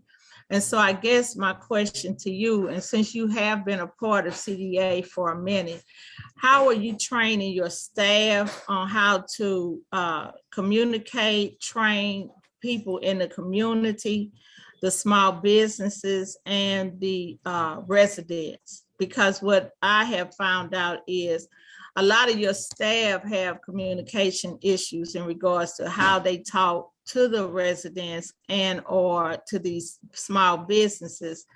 And I don't know if it's because they don't have the information, they don't know how to pass the information on. And so it becomes us against you thing, and that shouldn't be like that. It shouldn't be the community or the businesses against the CDA. And so I just want to know, have you looked at how you're going to improve the communication with your staff, the CDA staff, with the community and small businesses? Thank you for that statement, Alderwoman. I would start by saying that I'm actually kind of disappointed to hear that.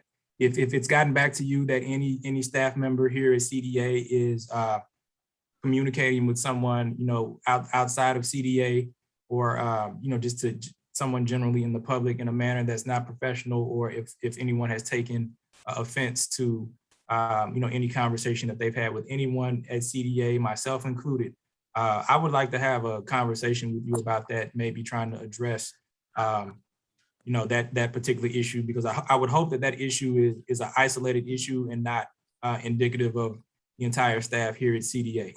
We have a lot of staff members here that have a constant interaction with the public, and you know, answering questions over the phone, answering questions over email, and things like that. And I'm a very big believer in, you know, how you communicate is important. Tone is important, especially when you're providing services to members of the community that aren't instantaneous. You know, it's a frustrating thing if somebody calls and needs assistance with a program, or they have to, you know, embark on a journey that's you know, gonna take a while. And, you know, I'm always wanting to make sure that we do our best to make sure that we're communicating properly with the citizens. So that's one.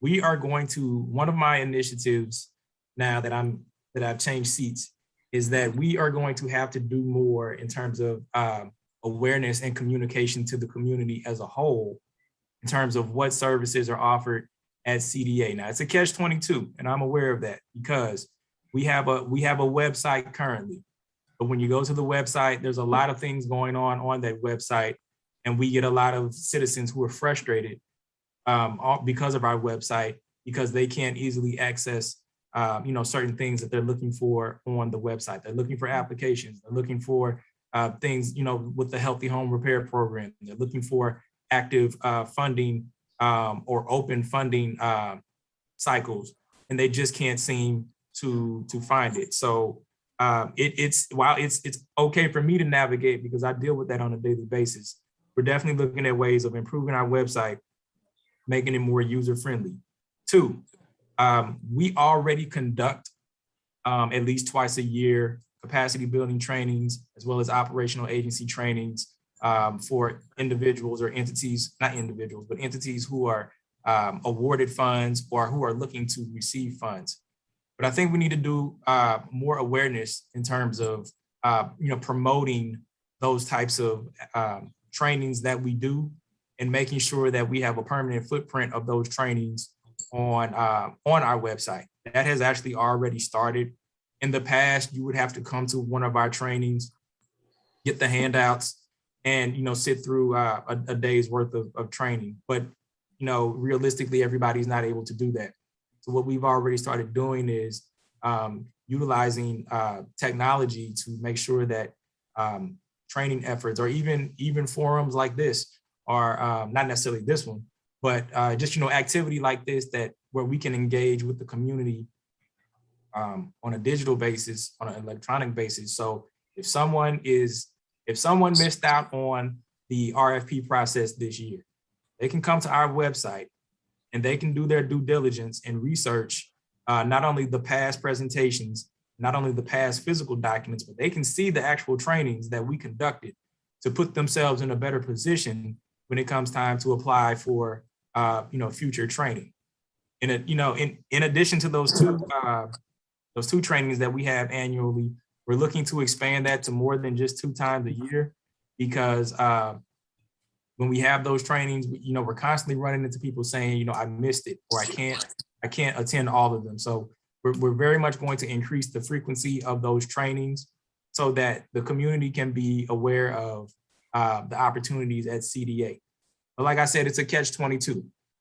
The funding through CDA for a lot of entities, you have to be prepared for it. There are things that a lot of businesses or nonprofits that we run into, they may not necessarily be ready to submit an application or present their best self forward.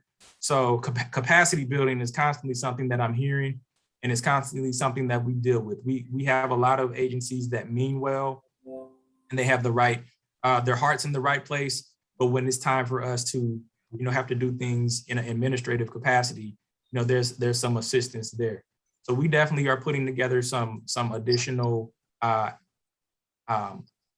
avenues for small businesses, not so much small businesses on our end, but small nonprofits, to ensure that they have all of their requirements when it comes time to fund. Because it's challenging for me when I see a agency or a mom and pop, so to say, that they do good work, but it's just them, and they have a 501c3, but they haven't filed their 990 because they're not bringing in money like that. I just want to make sure that we're making our citizens aware of all the requirements that we have. And if they have any questions about that, they can contact us and ask us at any point in time in the year, not just when it's time for an application. I want them to be ready to be prepared to apply for these dollars that are available through CDA. And I very much think it's possible, but it just, some groups, it takes a little bit of, it definitely takes a little bit of preparation on their end, and they may need some assistance through CDA. So that's what we're looking to do there. But I would like to, going back to my first statement, maybe after this meeting, I would like to talk directly with you to respond to any of those complaints that you're receiving about this communication from CDA staff, and definitely making sure that those items are immediately addressed, and that all staff folks are aware moving forward that what we put out to the community matters. How we speak to our citizens, it matters. And I'm not saying the instances when someone calls here and they're yelling or maybe using obscene language with us. I'm not speaking about those matters. Those are just instances that occur every now and then. But I'm just talking about overall general approach, how we communicate to the public. It should be in a very professional and in a courteous manner. And so thank you for bringing that to my attention. I guess my thing, Justin, is in our communities, and I can speak for my residents and my business owners, a lot of it is they're not knowledgeable of processes. And so I feel that a lot of the staff is not knowledgeable also. And that's why I asked, were you doing a training? Because when the facade is a perfect example, it's when somebody jumped all the hoops you tell them to jump, and then they come back and they still don't get it. So it's kind of discouraging. The good thing I liked about it is you all took us out of the scenario, because when I got elected, I made it clear, I don't want to be a part of that. I don't want to have nothing to do with who gets the facade. But I do want to make sure that those businesses are given a fair shake and they are given what the proper process is. And so when our business association hear that, well, they're not giving the facade out this year, but I hear other wards, their business are getting them, that's kind of sending a red flag to me. Or when you got people investigating a small non-for-profit, as you said, they're trying to service the community and do the best they can. And then people will say, well, we're gonna shut you down. So that kind of discourages people to not want to work with the city government. And I'm trying to encourage my residents, from the healthy home to everything else you have to offer, to participate. But when you get that kind of feedback, it's not a good thing in regards to, you know, a partnership with the business or with the resident. And so as Bill Rata probably tell you, most of the people that benefit from the healthy home are senior people. And so they're not comprehending the information like we would. And your generation is quick to say, get on the website. Well, that's not where our people are. We haven't got them all the way there. So I just think that's an insult to my seniors, because all of them are not email savvy. And so it's not even to the point of not being able to navigate through it. It's to the point of not even knowing how to get there. And so that's all I'm asking. You know, when I say train your staff, they need to be trained on customer service. If they see a non-for-profit having a hiccup, then they need to be willing to work with that non-for-profit to help them continue to give the service, but to teach them, maybe you shouldn't have went this way, you should have went that way.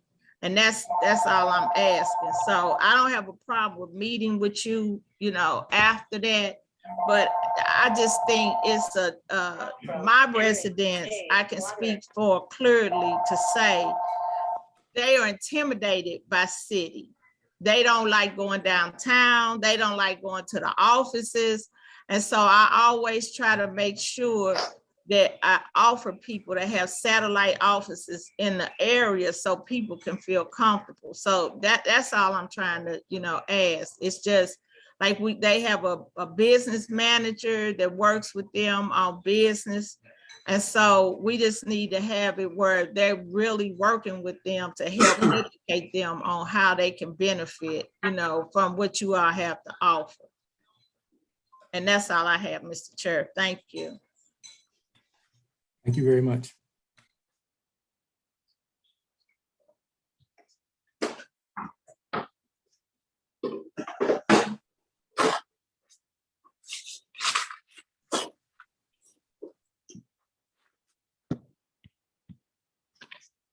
Chairman, you're muted. No wonder he couldn't hear me. Alderman Muhammad.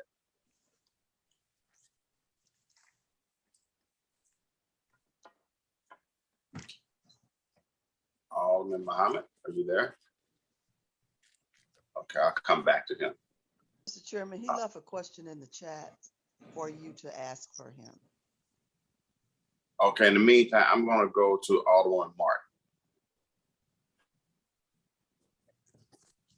Okay. Alderman Martin.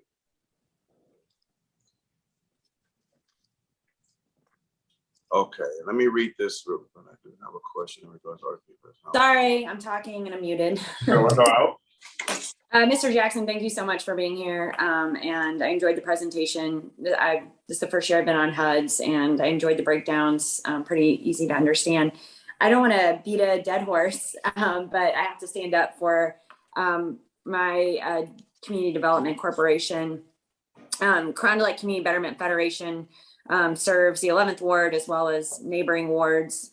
They do an incredible job, and I wouldn't be half the alderman that I purport to be without them. So I just want to talk through a little bit of their issues. And that said, I appreciate the chairman being open to possibly having a hearing where some of these executive directors come in and talk about the issues they face on their end. Like I said, I want to talk about the healthy home repair. It's my understanding that a lot of the money that was held up, or the distribution that was held up in the past, was due to the lack of inspectors being able to get to these homes to do the environmental reviews that are required to even do grab bars or just some of these basic repairs.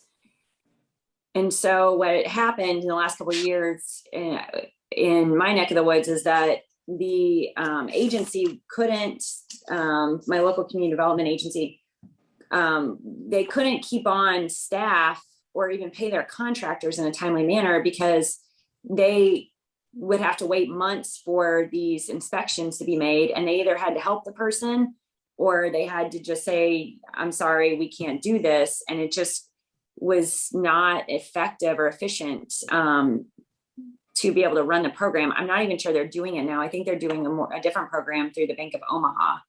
So I was just wondering with the additional staff, will that make it easier for these inspections to get done?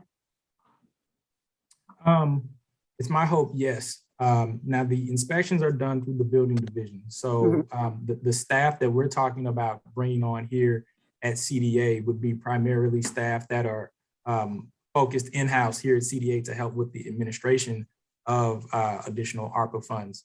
Bill, I want to ask you to chime in on this because you may have some additional details specifically when it comes to the environmental review delays that have played not just Carondelet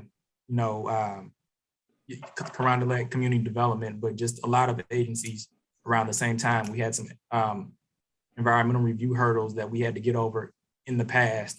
They still become an issue every now and then, but we had some significant hurdles within the last year or two that we've successfully resolved. But the wait time on environmental reviews has shortened, and I'll let Bill speak to that.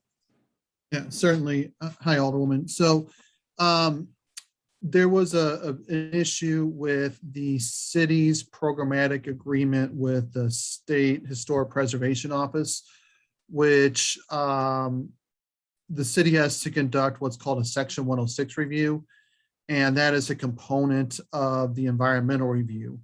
And with that agreement being expired until the state renewed it, essentially shut down all environmental reviews for 6 months.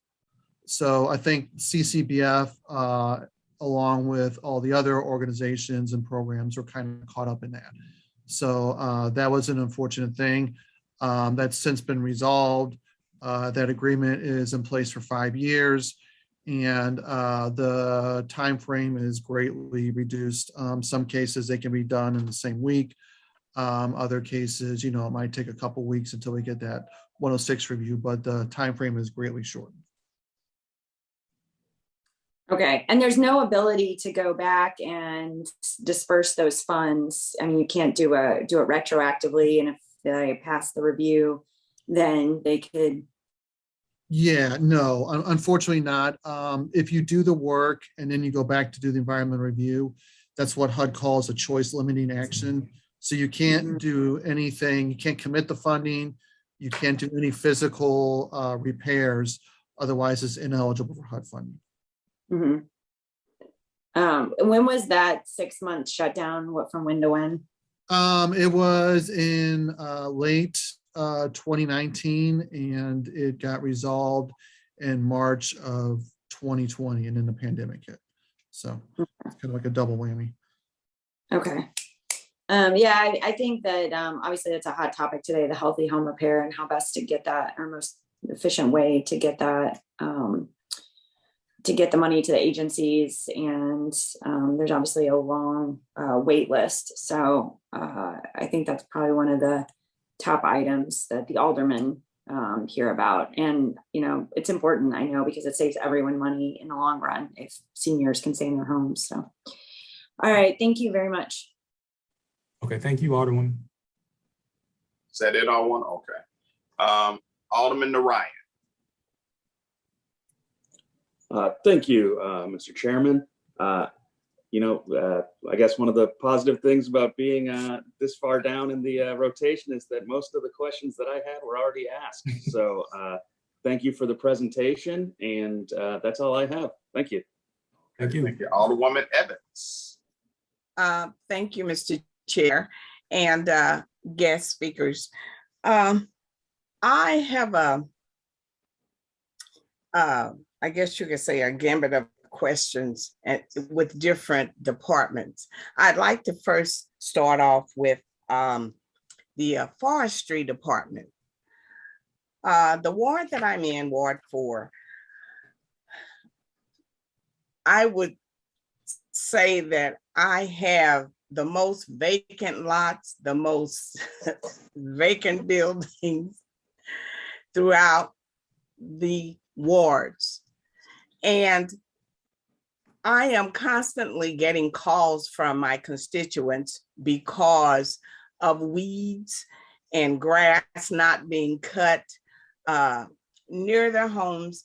And I constantly drive through the ward and I just see weeds. I just see weeds and grass that needs cutting. And what I am asking is, how do we alleviate this problem? I've had some small business grass cutters say, well, can we take pictures of the grass and lawns that need to be cut it, and take another picture and then send it to forestry? Because my understanding is that forestry does not have the manpower to handle all of the things that need cutting throughout the city. Now, I'm just speaking for my ward. I have private business owners that want to cut the grass, but they need to be compensated. So I don't know, I'm at a limbo. I get tired of seeing the grass that's left uncut. And when we call, they say, well, we're on rotation. Our grass and lots are not on rotation. They grow weekly. And so we want our wards to look nice, to be attractive, but it can't when we've got overgrown grass and brush. And I just want to have a solution for my constituents. So I don't know who can answer that or can help me, excuse me, give a better answer to my constituents about our ward not being cut in a timely manner. Greg, you want to take that? Sure, Alderman Chairman. And Alderwoman Evans, I appreciate your comments. Your same frustrations are ones we share, take a lot of pride in our jobs and want to do the best we can. I will say for the last several years, you may have said your ward might have, your ward does have the most vacant buildings in the city of St. Louis, the 4th ward. You may also, and Alan or Vicky can correct me, you may also have the most vacant lots in the city. I definitely know you have the most buildings. We have had a contractor work in your ward simply based upon the rationale that you have the most vacant buildings and set that Midwestscapes contractor loose. In terms of the smaller level companies, a couple of years ago, we worked with Lra again. We expedited some contracts with some smaller companies to assist. We are not averse to any assistance whatsoever. And certainly this part of the solution, I think, is what Mr. Jackson alluded to in his presentation of allowing us to cut longer in the year. I personally think we're about a 10 to 12 month season operation. We're not a 6-month operation. There's a few aldermen and alderwomen on this. So the solution is being proactive and responsive, add more contractors, put it out there for folks, and of course, extend our season both contractually and with our staff. And my final comment is there are a few aldermen and alderwomen on this call who I've spoken to in the past a lot.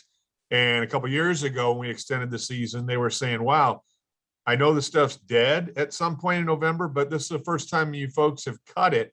So we don't have the really bad problem starting again in April of 2022 or what have you. So I think that's part of the solution. We're welcome to any help we can get contractually, or existing staff.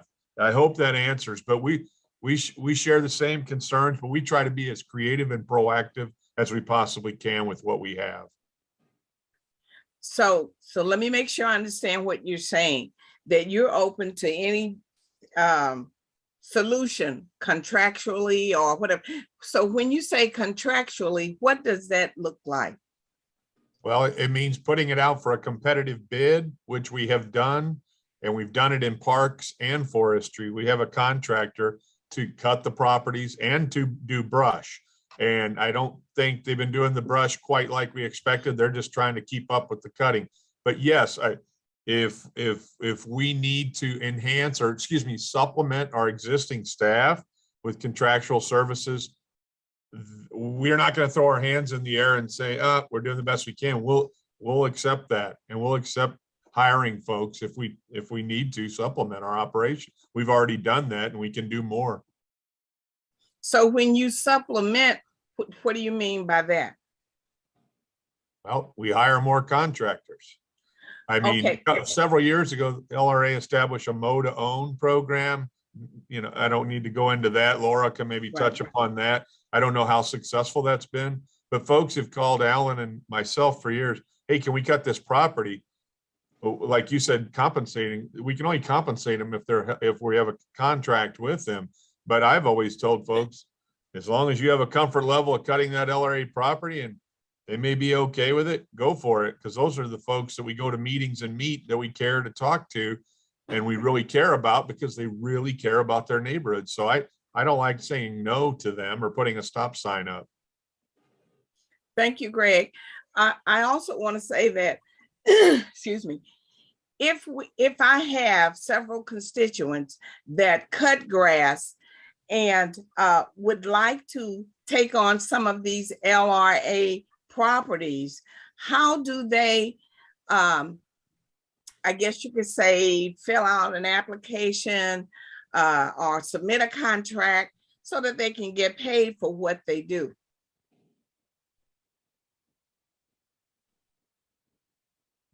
Greg, I guess she doesn't mean you hiring them as contractors. Can you hear me? I'm sorry. Hopefully you're not getting feedback. A few people texted me and said I was giving feedback, giving too much feedback here. Laura, if you want to tackle the front end of we're not the property owner. So what are your thoughts? Don't want to put you on the spot of folks cutting your properties. We can't cut them a check in the city per se without some type of agreement, but we did that a couple of years ago with a handful with Laura. So first part, if you don't mind, I can't speak for LRA. Alderwoman, yeah, we've done that in the past but it's always been through a not-for-profit organization that's in the neighborhood, not contracting out on with individuals, just because of insurance reasons and equipment reasons, et cetera. But we have done that in the past, so we can talk about that. It's not something, we have to competitively bid everything that we do also, and it's a process. And Laura again right now does have a couple different programs out there where people are cutting grass. So I guess I can talk to her about if you have specific names or individuals. That's Laura who? Laura again. Okay. Because I have I'll talk to her. I'll talk to her and then I can get back to you. Okay, Laura, I appreciate that. Yeah, Alderwoman, last quick comment. I apologize. I didn't mean to walk on you or interject. Yes, when we start up, our goal is to continue the season as long as we can cut. I mentioned snow and ice. We can cut as long as those two things aren't out there, but we want to be proactive and get a plan in place by next April, so we're not going through the difficulty of we had this year. And that's why we're feeling we're being proactive and creative and not throwing our hands up, but trying to address this matter. Yeah, and I don't know if it's just my ward.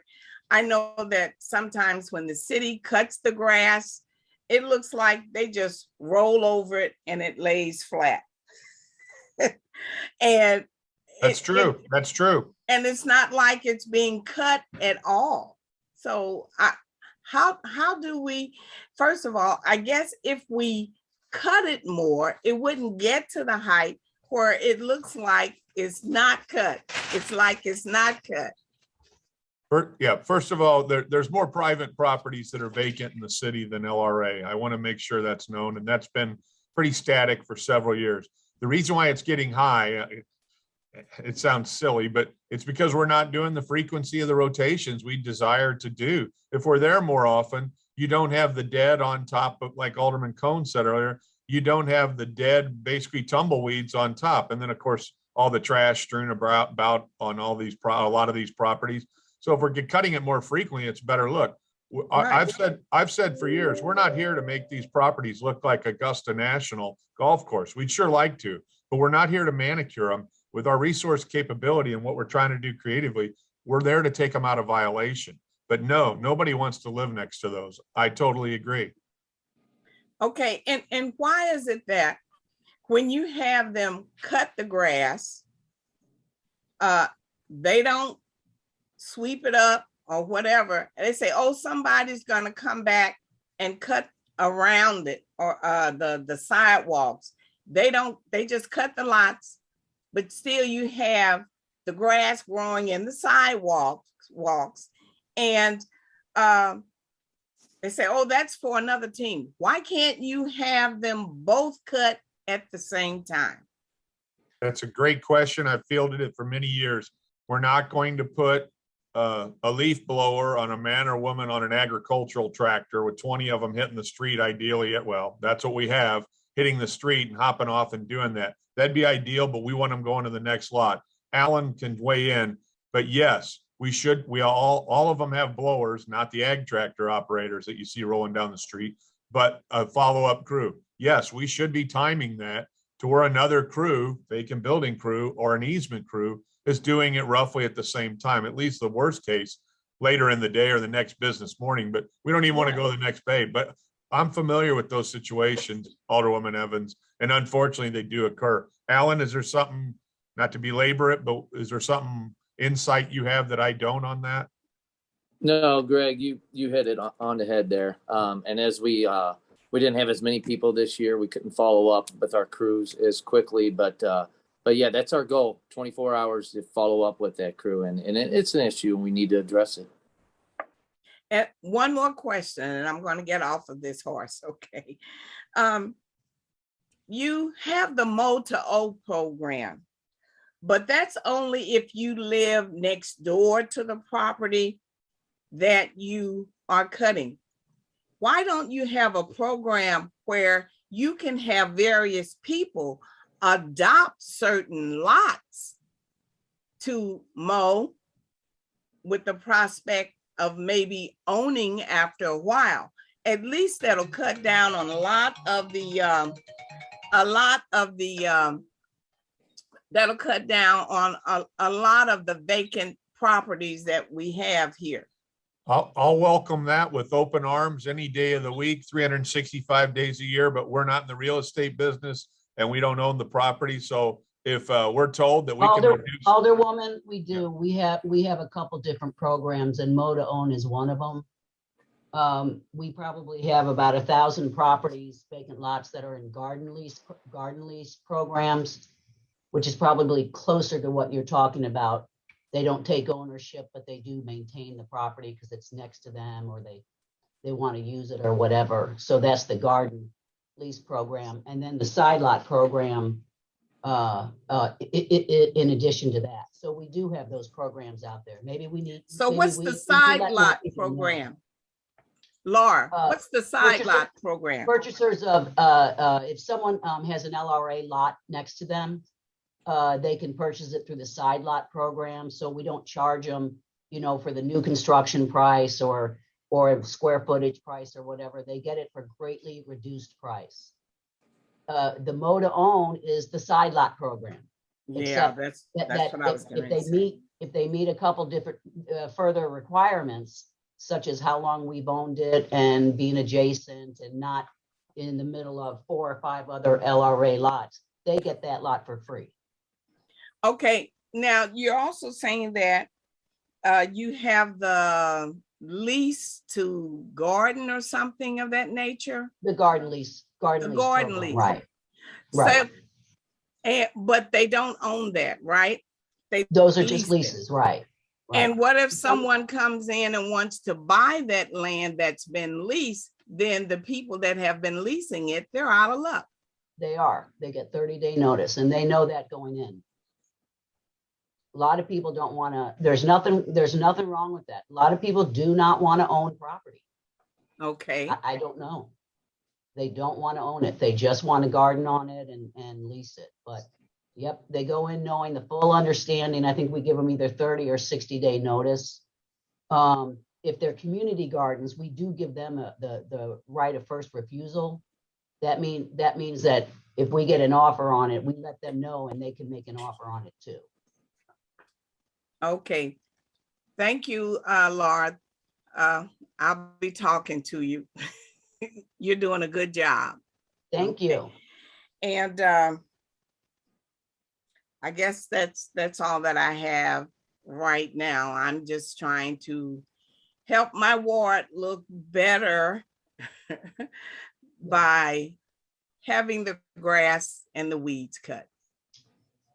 Thank you, Mr. Jackson, and congratulations to your new positions after today. I don't know, do you want to still stay? Thank you, Alderwoman. This is actually not my first time to the HUD's committee, but it's definitely my first time being in the driver's seat. But no, I think I'll stay around. Okay, we'd love to have you. I appreciate it. Okay, thank you, Alderwoman. I just have a few questions, then we're gonna go ahead and wrap it up. Justin, early in the presentation, you had mentioned about competitive and non-competitive awards for public service. Kind of explain that.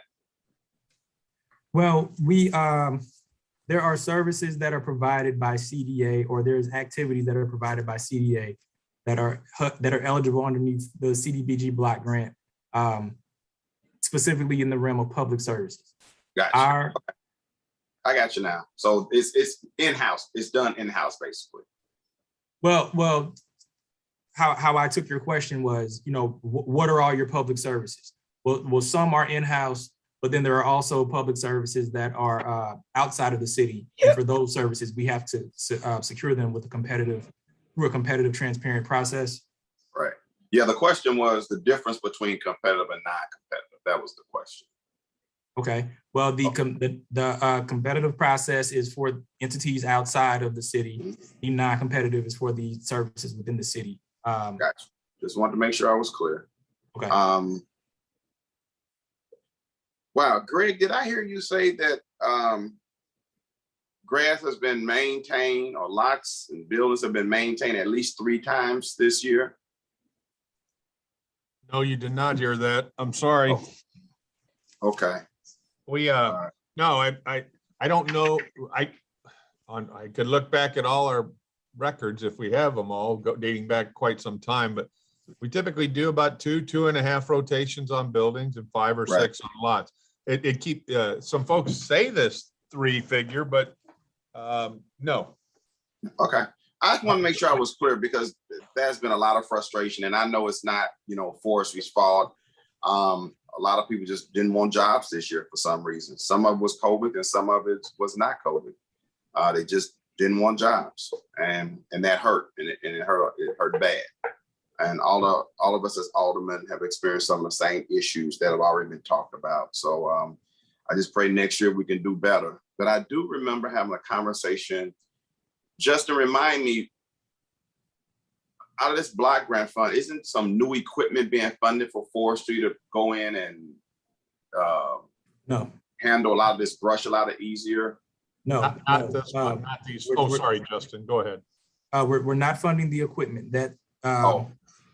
When we sat down and met with forestry, we let them know that we couldn't fund the equipment. Okay. But what we could fund is staff actually paying for the folks who cut the grass, but we couldn't fund the actual purchasing of equipment. Because that's not allowable under HUD guidelines? No. Okay. Greg, you want to say something? No, Justin answered my question. Okay. Gotcha. I was gonna say the same thing, that it's not equipment. Greg, I really appreciated your comment when Alderwoman Evans said she had the most vacant lots and buildings, and she will argue anybody that, and you confirmed it, because every alderman on the north side feels the same way. And so you confirmed it's actually in the 4th ward. But what I think would be very interesting, Greg, if you can forward me a copy of that, hopefully if it's an Excel spreadsheet that lists square footage and all that stuff, if you can forward that to me so I can get it out to all the rest of the aldermen, so that they'll know. So we'll see what the real rankings are. Not that this is a competitive process, but I just think it's a big eye opener. Well, you have me chuckling, Alderman, because hopefully I'm not part of a contest that somebody will get upset with us on.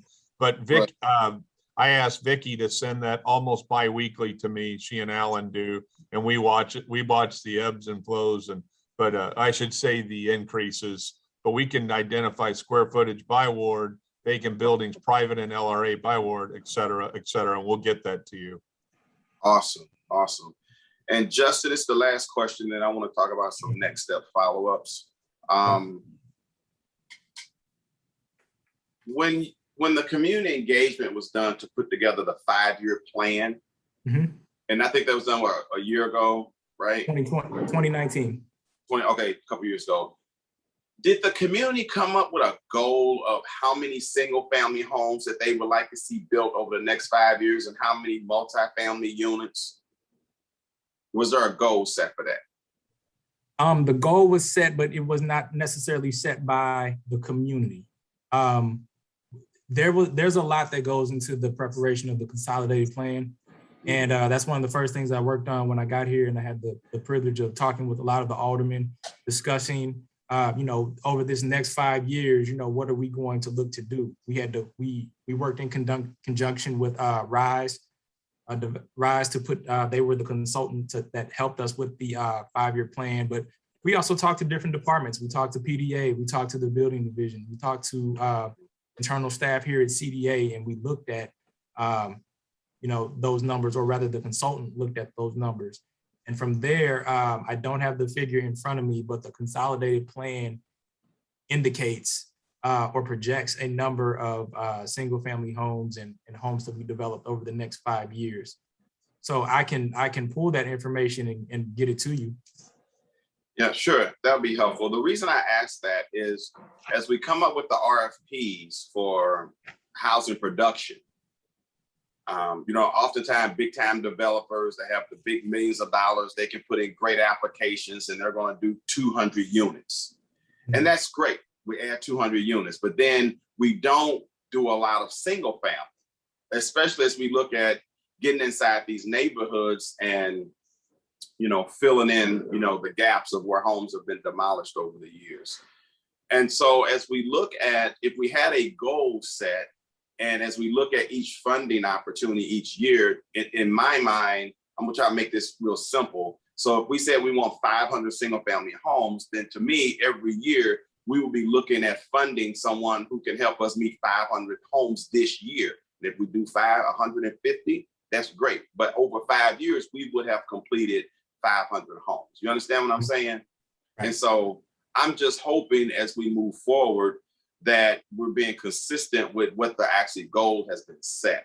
Because I know that has been some of the challenges in the past and why a lot of the CUBDOs that used to get funding weren't funded anymore, because you just kept changing dates and years and the production never happened. And so, and the other thing that we talked about when I met with you is that we would, give greater consideration for individuals who wanted to rehab homes or build single family homes. So I'm just hoping that we do that, because I tell people all the time, I got my start in housing rehabilitation, housing production through getting a grant from CDA back in 1992. And back then it was a whole different RFP process. And I think we moved way away from it. It was a lot easier for people to do onesie twosies back in the 90s. And then now it seems to be more about who can do, 25 to 100. And I think if we want to encourage people to create wealth, especially young people, then we should give them some opportunities. to participate in this process. Okay. I agree with that.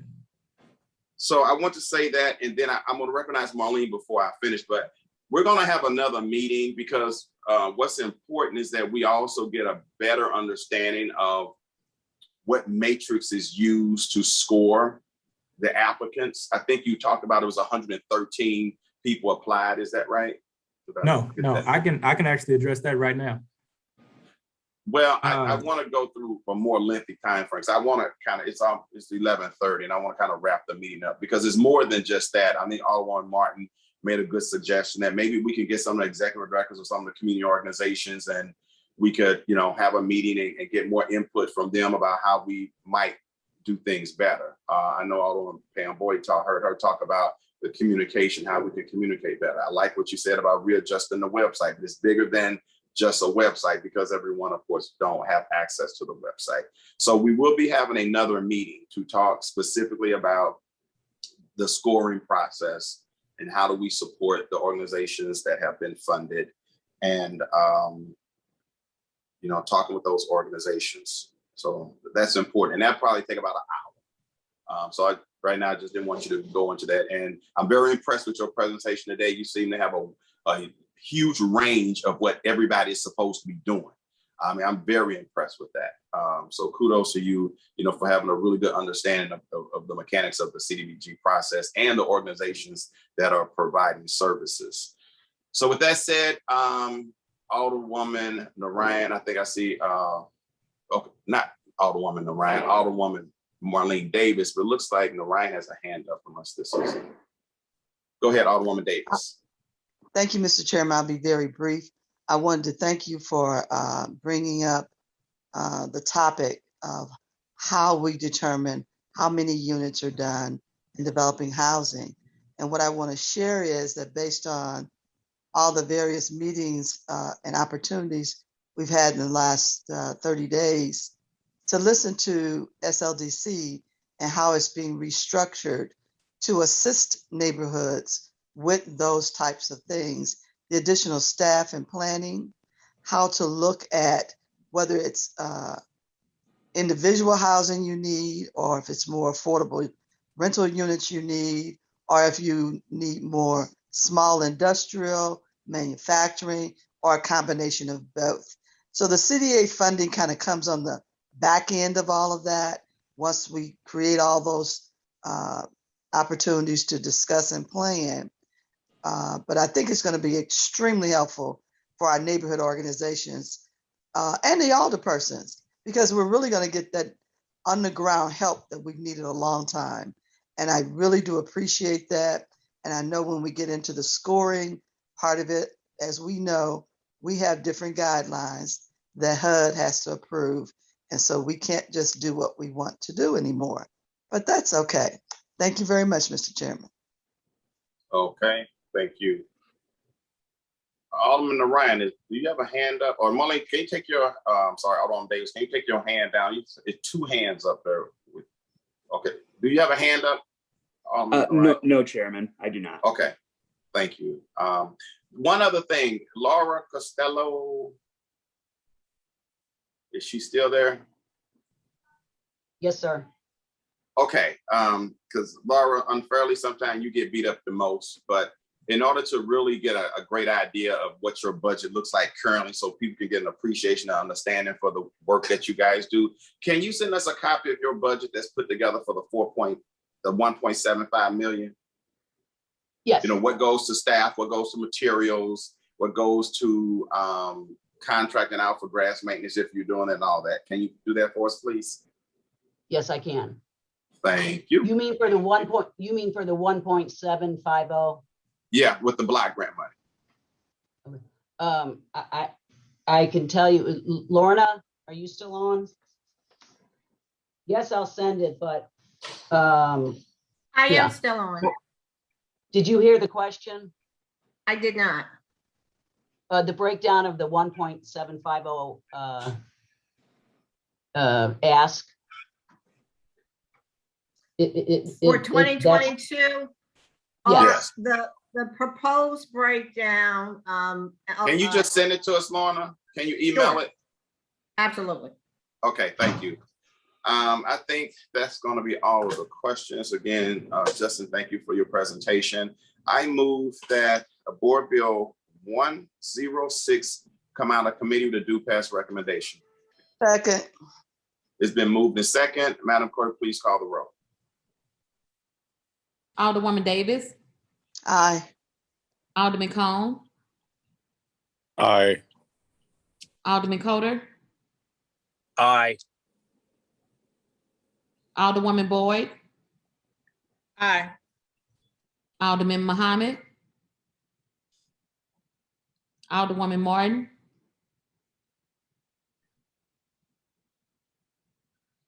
Aye. Alderman Narayan, Aye. Alderwoman Evans, Aye. Chairman Boyd, Aye. Alderman Collins Muhammad. 8 aye votes. By your vote, Board Bill 106 comes out of committee with a due pass recommendation. Thank you, everybody, especially the presenters. We'll skip no resolutions. Raise your hand if you're a committee member, you have an announcement. If you're having an announcement. Don't see any hands. All members were present. The HUD, the Housing, Urban Development and Zoning Committee is now adjourned. Oh, did I forget something? Madam Clerk? No. Okay, you look like I missed a step. All right, so again, the Housing, Urban Development and Zoning Committee is now adjourned. Thank you again, everybody. Thank you all. Thank you to the chairman and the committee.